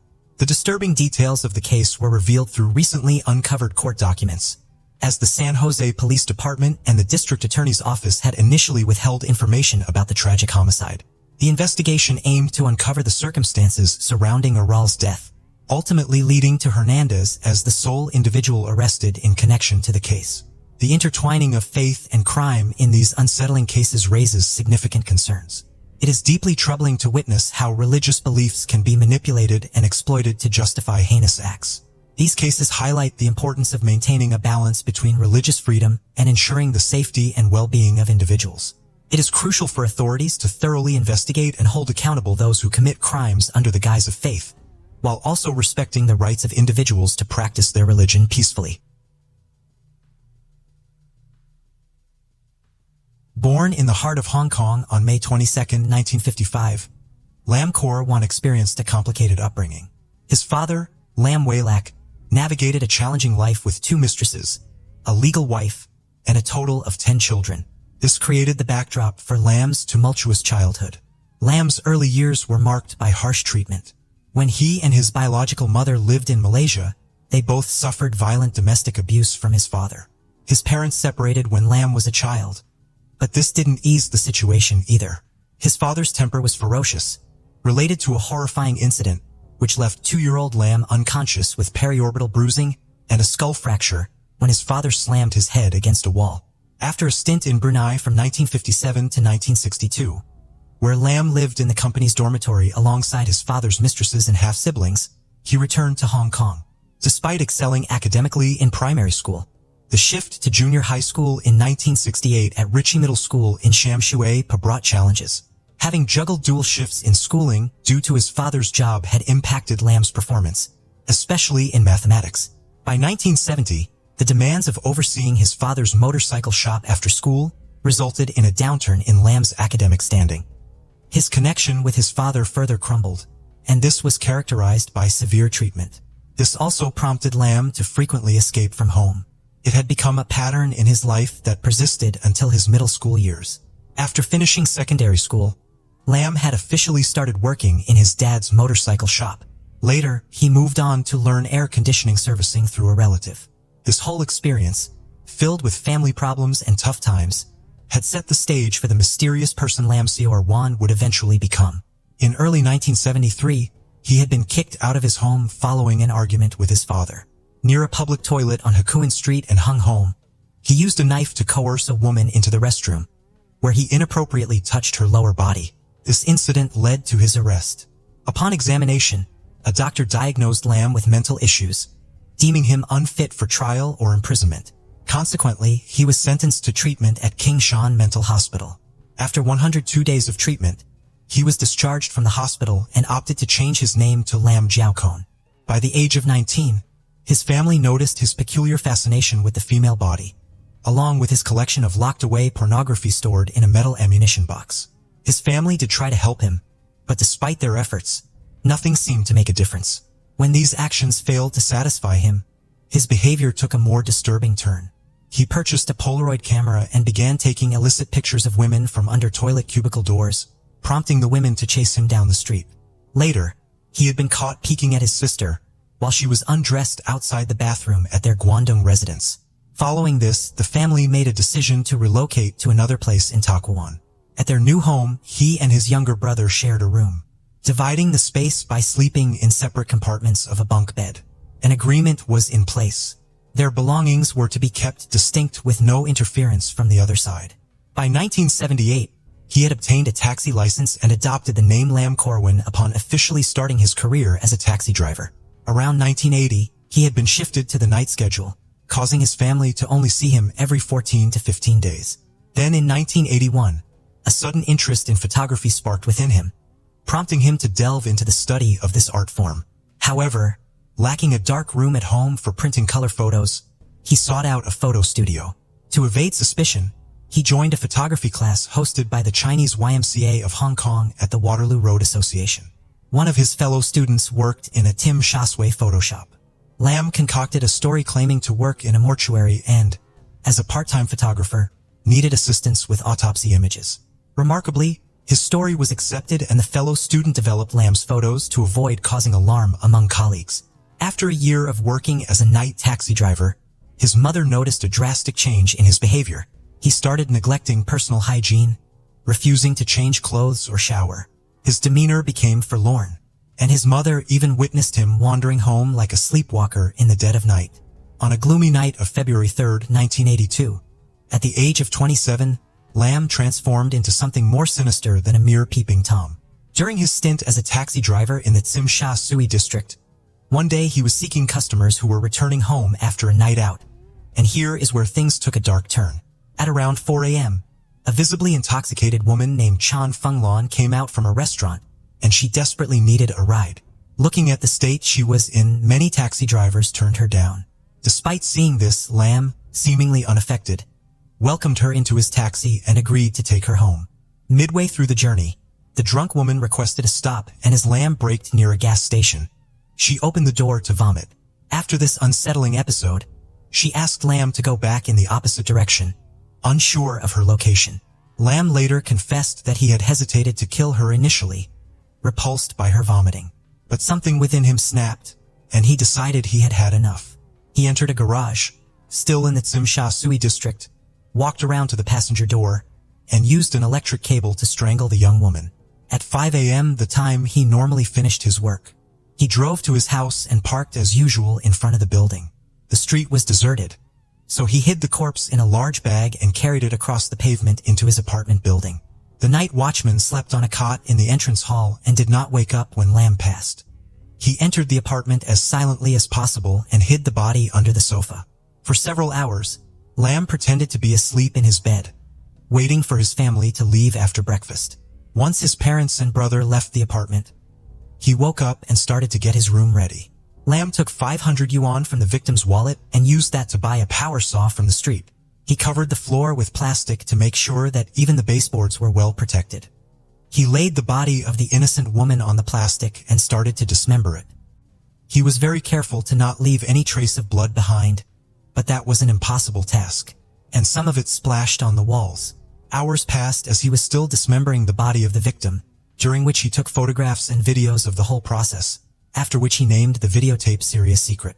He cut her body into 7 pieces, wrapped the head, limbs and torso with paper, and sealed it in a plastic bag. The most disturbing part was that he put the private parts into a Tupperware container with rice wine for preservation. He methodically cleaned the crime scene, rolled up the plastic sheet, and scrubbed the floor and walls, leaving no trace of the horror that had unfolded. Making several trips to transport the body parts to his taxi, he remained unnoticed by passers-by. Satisfied that he'd erased any evidence of the disturbing act, he drove to the new territories. He was determined to find a secluded place to dump the body, and stopped when he found a deserted spot on the banks of the Xinguan River near Shaten. Making sure no one saw him, he took the packages out of his trunk, one after the other, and threw them into the river. The muddy waters carried the bundles to the sea. The limbs were washed down by the heavy rain and floated from Lucky Plaza to the Bel Air Gardens area. More than a week after the heinous act, Lam had heard a chilling revelation on the radio. A limb had been discovered on the bank of the Xingmen River. Subsequent days brought the unsettling discoveries of more body parts, leaving the police to reconstruct the tragic puzzle. Investigators used tidal patterns to estimate the approximate time the body was disposed into the river. Notably, one of the arms bore a rare tattoo, a heart with a knife through it, an unusual marking for women at the time. This is what led them to identifying the victim. It was 21-year-old Chan Fenglon. Despite launching a public appeal for witnesses, the police faced unfortunate challenges. The taxi driver didn't come forward, and Chan Feng Lan's friends hadn't noticed the license plate. It took more than a week for Lam to hear about the discovery of the body parts. The police had identified the body as that of Chan Feng Lan, a mother of two and a nightclub hostess in Sim Sha Sui. The grim details revealed Chan's night out with her sister and friends, her taxi rides home, and the tragic fate she met at the hands of Lam Seor Wan. Lam Seor Wan's first murder had been opportunistic, but the next one was meticulously planned. He, being a perfectionist, was resolute in being better prepared. He aimed for surgical precision, hence he opted for professional equipment instead of a power saw. He had extensively studied knives, blades, and scissors, and ultimately purchasing specialized surgical instruments along with several bottles of formaldehyde. Formaldehyde was a strong-smelling, colorless chemical used for preserving and disinfecting. On May 29, 1982, 3 days after purchasing his equipment, Lam had claimed another victim. His second target, also a bar worker, fell prey to him. This time he calmly chose Chan Wan Kit and strangled her with an electric cable before taking her home. As before, he waited in bed for his family to leave work and then commenced the gruesome task of dismembering the body. Lam had spent days contemplating his actions and meticulously prepared the room according to his plan. He had placed a large tray under the body to prevent blood from staining the floor, and then he had retrieved his video camera. Upon later inspection of the video, investigators discovered that he had placed the tray under the family's parakeet cage. While carefully cutting up the body, Lam showed great skill. When he finished chopping it into pieces, Lam took pictures of the body parts once again. As he thought a lot about a safe place to get rid of the body, he finally found the perfect spot after many nighttime trips. This time he put the body parts in a big plastic bag and placed it in his taxi's trunk. Early in the morning he drove through the tunnel to Hong Kong Island. The chosen place, Tai Hang Road, a densely wooded residential area, was a 20-minute drive east of the city center. After he parked in hidden part of the street, he started having trouble carrying the heavy bag out of the trunk. He carried it a short way up to the railing and threw the body over it while he watched it roll down the slope into a muddy ravine. In the days that followed, Lam had constantly reflected on the events of that night, not because he had felt guilty or remorseful, but because he had wanted to improve himself. 2 weeks later, he had struck again. On June 17, 1982, Ling Sa Wan, a 29-year-old nightclub cleaner, had finished her shift at 4 a.m. and held a taxi driven by Lam. Shortly after, she met her tragic fate. Lam brought her lifeless body back to his residence, where he indulged in a chilling series of actions. He documented his horrific acts, capturing them on both photographs and video, titling the recording, Operation Rainy Night. Using the selfie function on his camcorder positioned on the bunk bed, Lam filmed the dismemberment process, displaying an unsettling level of detail compared to his previous action. This time, he went as far as cutting open the abdomen, extracting the intestine and even attempting to taste human flesh, albeit abandoning the attempt due to its nauseating effect. He then left the severed limbs in a burlap bag on Tai Hang Road, marking yet another horrifying chapter in this grim spree. With each crime, Lam had become more daring. He had spent his time carefully preparing his next crime, being familiar with the bars and Tsim Sha Tsui neighborhood. He knew the places where women often waited alone for his taxi. His first 3 victims had been what he had called bad girls, but he had wanted the next victim to be a woman of a higher social class. Deliberately, he opted to choose a young woman who appeared innocent, and this time it was 17-year-old Ling Wai-sum. Lam had found her outside the hotel in Tsim Sha Tsui on July 2, 1982. She had attended a party at her high school before the final exams, but had decided to leave after dinner. Her friends from high school had put her in a taxi to ensure she would get home safely. Lam led her to a secluded road and parked his car. The teenager was terrified when he grabbed her wrist and handcuffed her to the front seat. It was only 9:30 p.m., which was too early for him to return home. But that wasn't the only reason he wanted to keep her in his taxi. He surprisingly wanted company. He wanted to talk to her. Without any friends and desperate for a companion, he kept Ling tied up for hours, asking questions about her family, religion, and life in general. Lam was generally enjoying her company. That wasn't enough to hinder his macabre plan. The teenager fell asleep at around 4 a.m. This is when Lam started to strangle her with the electric cable. After this, he took the lifeless body of the innocent girl home and waited as usual for his family to leave the apartment. Once no one was at home, He attached his video camera to a high shelf to record. This was the video that would end up being later shown in court by the police. The video was more than disturbing. In the video, Lamb was engaging in inappropriate acts with the dead body, an act of necrophilia. Something important to be noted was that when he was earlier setting up the lighting equipment to film his activities, a lamp had fallen on the young victim's thighs and had burnt her skin. He also took pictures of her and videotaped it to subsequently name it as Fourth Operation. Then he cut the body into pieces as he had done with the previous victims, which would later come back to haunt him. Later, he abandoned the corpse on Tai Hang Road. On August 10, 1982, Lamb sought to enlarge the dismembered photo of his fourth victim. Coincidentally, the enlarger at his friend's photo shop was faulty, so Lamb's friend transferred Lamb's negatives to the Meng Coke branch for magnification. During the manual enlargement process, the branch's photo editors noticed unsettling details in the developed photos, indicating a potential connection to a human body's dismemberment. Suspicious as he was, the shop supervisor alerted the police due to features like a burn mark on the victim's thigh and a picture of a severed breast. Upon receiving the report, the police assigned the case to the Kowloon Regional Homicide Squad. Sergeant Lee Kwan led detectives to gather statements from the clerks at the Sim Sha Sui and Mung Kok branches, securing the photos and negatives. The forensic officer from the Scientific Forensics Department conducted detailed examinations. Analysis of the flesh and blood color inferred that the photographed corpse had been deceased for less than 3 hours. The manner of dismemberment suggested that the perpetrator lacked medical anatomical knowledge, eliminating the possibility of them being teaching pictures. Notably absent was the usual green sheet used in autopsies. Forensic experts also confirmed that the photos were not printed matter, but direct photographs from a real corpse. Additionally, a small water droplet captured in one photo reflected half the face of a girl resembling Ling Wai-sum, who had vanished on July 2nd. Based on the findings of the Medical Examiner and Scientific Forensics Division, the police concluded that Ling had been murdered and decided to proceed with an arrest.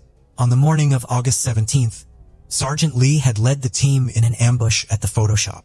He instructed the clerk to mix several other photos in with Lamb's set of 13 photos and urged him to engage Lamb in discussions about the photos, their locations, and the purpose of the enlargement. The aim was to record the conversation and gather evidence. Around 6 o'clock in the evening, Lamb arrived by taxi to collect the photos. He meticulously inspected each photo as requested by his friend and explained that the enlarged photos would be used for courtroom presentations, particularly for jurors to view the contents more clearly. Lamb claimed he frequently worked in different mortuaries. After confirming the photos and settling the payment, Sergeant Lee disclosed his identity and promptly arrested Lamb. Initially, Lamb concocted a fabricated story, attributing the photos to a supposed four-eyed guy from the Oriental Daily, whom he had planned to meet in Kwan. However, investigations revealed that no such person existed.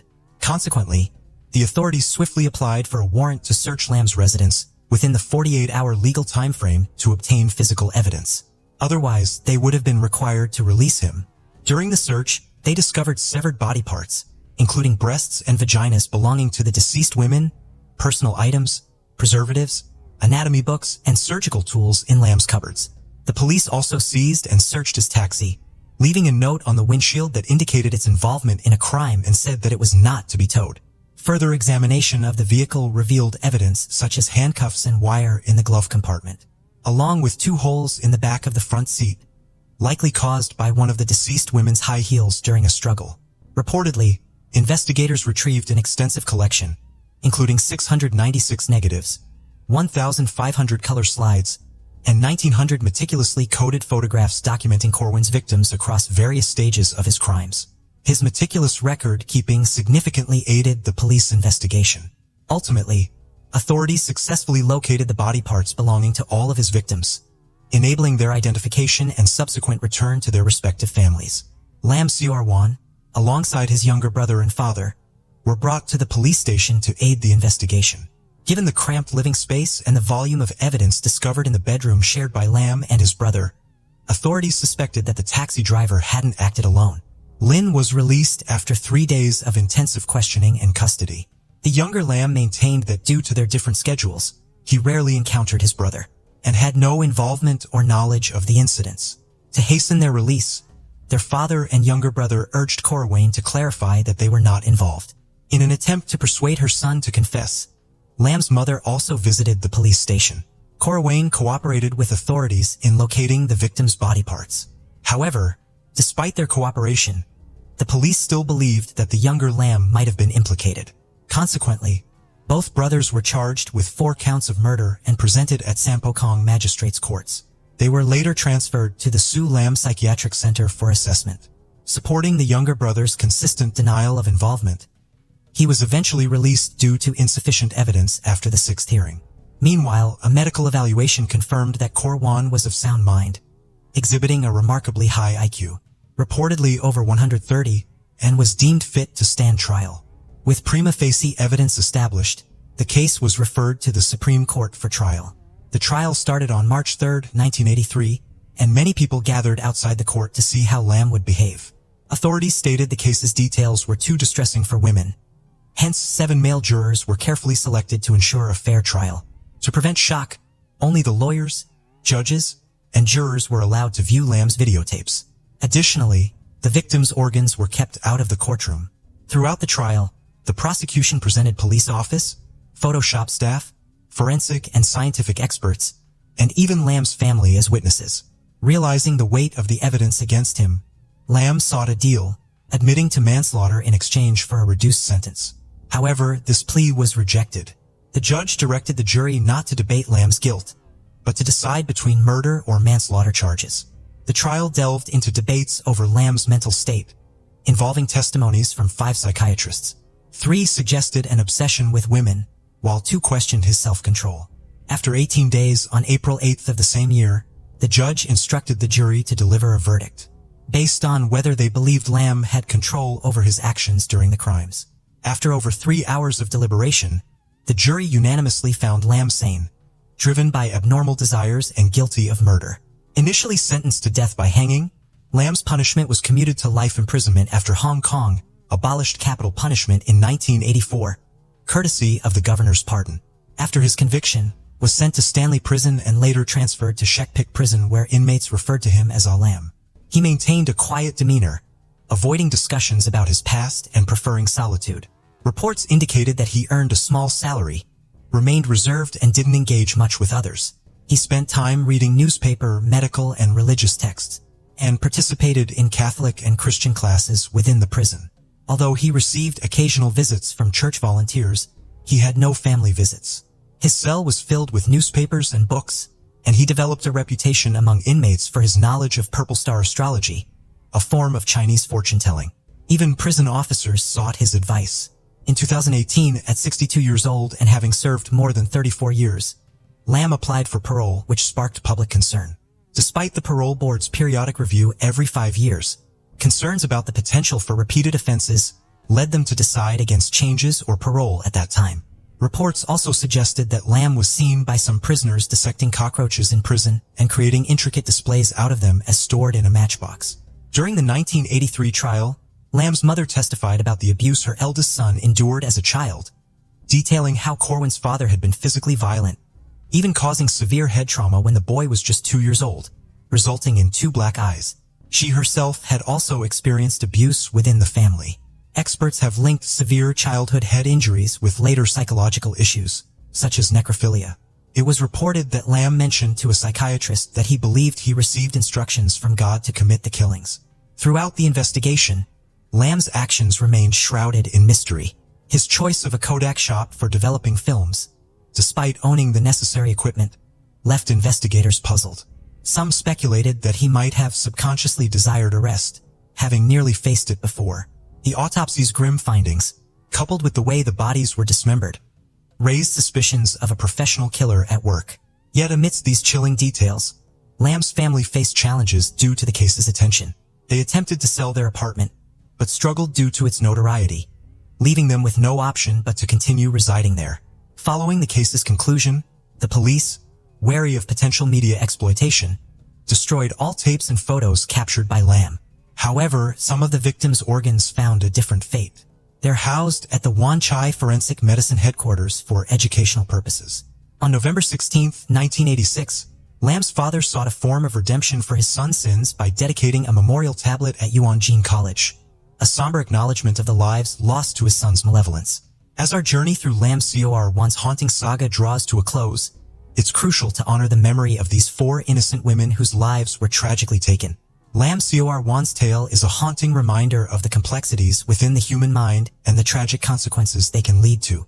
Such stories serve as a stark call for deeper understanding, awareness, and a spotlight on mental health.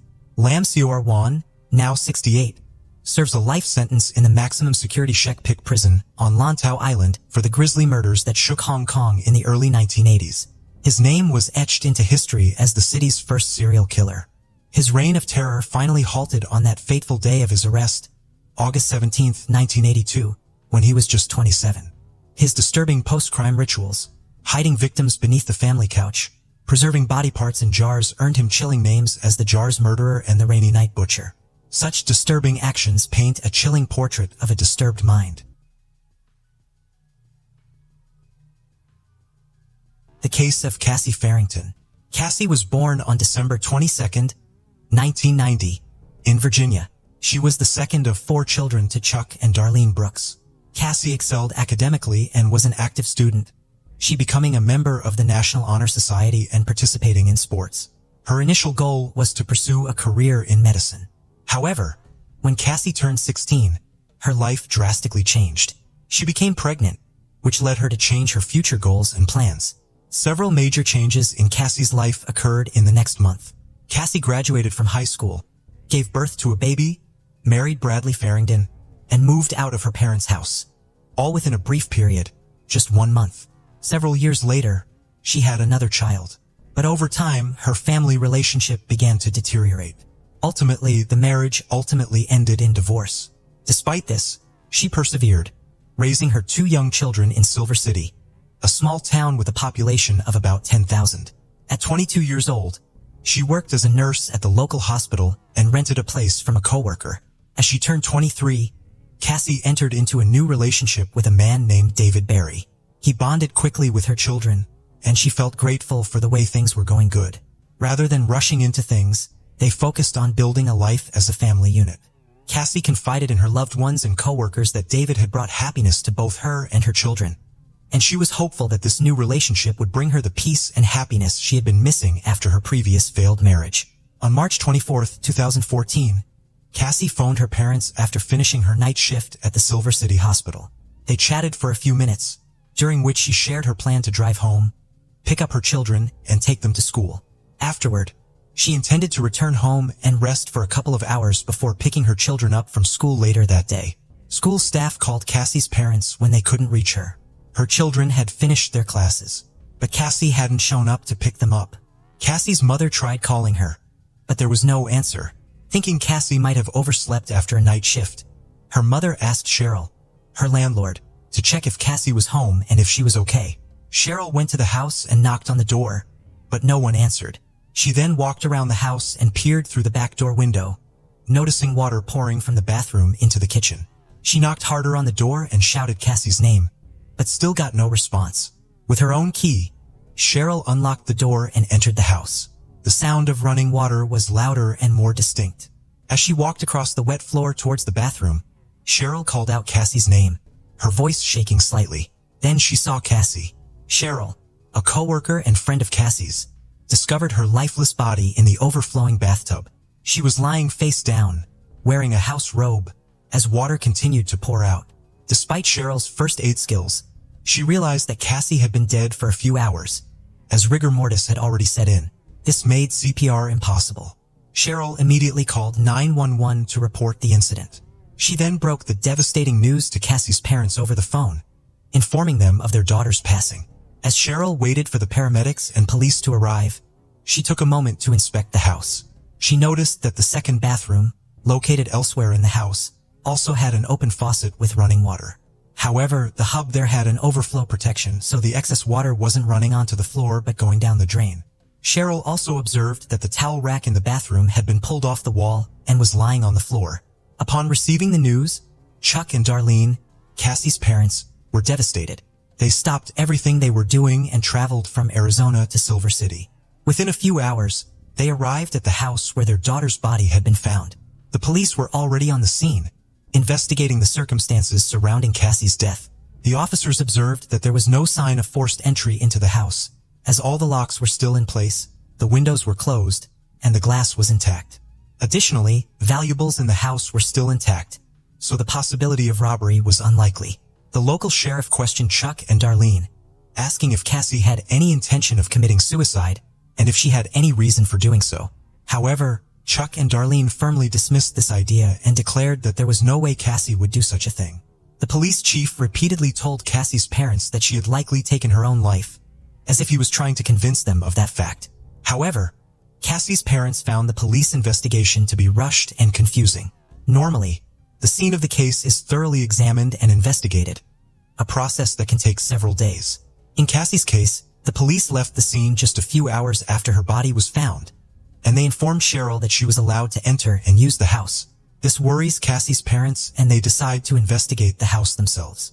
After finding water still in the bathtub, they emptied it and discovered black streaks on the sides of the tub that resembled the marks left by rubber-soled shoes. They also found Cassie's glasses, hairband, and a coat hanger in various places on the floor. Cassie's parents were even more suspicious when the police didn't take the time to search the house for fingerprints. They suspected that the authorities might be trying to close the case quickly without thoroughly investigating it. It wasn't until they contacted the district attorney's office that the police appeared to put in more effort. However, they were still unable to close the case due to the findings of the medical examiner. The autopsy report showed that Cassie had several bruises on her body, particularly around her neck. The examiner concluded that her death was a homicide. However, the investigation had difficulty by the property owner having cleaned up and made some repairs after the incident. This meant that the original crime scene had been disturbed, which could impact the investigation's progress. Cassie's parents were met with silence from the police as the months went by. The police did investigate David Barry, a man Cassie had been seen before her death, but he was quickly ruled out as a suspect due to a solid alibi. However, as time passed, Cassie's parents grew increasingly frustrated with the local police, feeling they were not doing enough to solve the case. Their concerns led Chuck and Darlene to request a meeting with the chief district attorney to voice their dissatisfaction with the handling of the investigation, specifically with Detective Jose Sanchez. After reviewing the case file, the district attorney agreed with the parents, finding that Jose had made numerous errors. As a result, Jose was removed from the case and a more experienced detective took over. From the start, Cassie's family and friends suspected her ex-husband, Bradley Farrington, was responsible for her death. At the time of Cassie's passing, Cassie and Bradley was entangled in a heated custody battle over their children, and Bradley stood to gain the most from Cassie's death because he will win custody of the child. Bradley Farrington is a former Silver City police officer who had just retired a few months before Cassie's death, and his good relationship with investigators kept him from being considered a suspect. However, Bradley had a clear motive for the crime and possessed the necessary knowledge to destroy evidence. He was well aware of police procedures and how to cover his tracks. For example, the bathwater will wash away any remaining DNA evidence on the body, as well as erase shoe prints on the floor. Given Cassie's familiarity with Bradley, it's likely that she would have opened the door for him. Unfortunately, due to the poor handling of the investigation by the local police, so any evidence linking Bradley and to the crime scene was lost and could not be restored. The only remaining way to hold Bradley accountable is through eyewitness testimony. Cassie had told her parents about their family being abused by Bradley, and that he often acted arrogant because he was a police officer. Cassie lived in constant fear, and Bradley's friends were police officers and she couldn't turn to them for help. She had confided in coworkers about Bradley's threats, including the ominous threat that he would make her disappear without a trace. Tragically, her life was cut short and she was found dead on March 24, 2014. 19 months later, on October 23, 2015, 28-year-old Bradley Farrington was arrested in connection with Cassie's death. Although Bradley was a suspect, the local police mishandled evidence, leaving none that directly linked him to the crime. As a result, the judge made a decision permitting previously recorded statements from Cassie to be used as testimony during the trial. During the trial, multiple witnesses testified, including Cassie's parents, friends, and coworkers, to whom she had confided about the abuse she endured at the hands of Bradley. Notable among the witnesses was Dr. Michael Hunter, a renowned forensic expert from San Francisco. With over 20 years of experience, Michael presented the jury with autopsy photographs and concluded that Cassie likely died from strangulation. Cassie had injuries to her neck which supported that conclusion. After a warrant was issued for Bradley's arrest, Jose Sanchez, who initially handled the case, appeared in court. Jose claimed he had never considered Bradley Farrington a suspect because there was no reason to, and also testified that no fingerprints of Bradley were found at Cassie's home.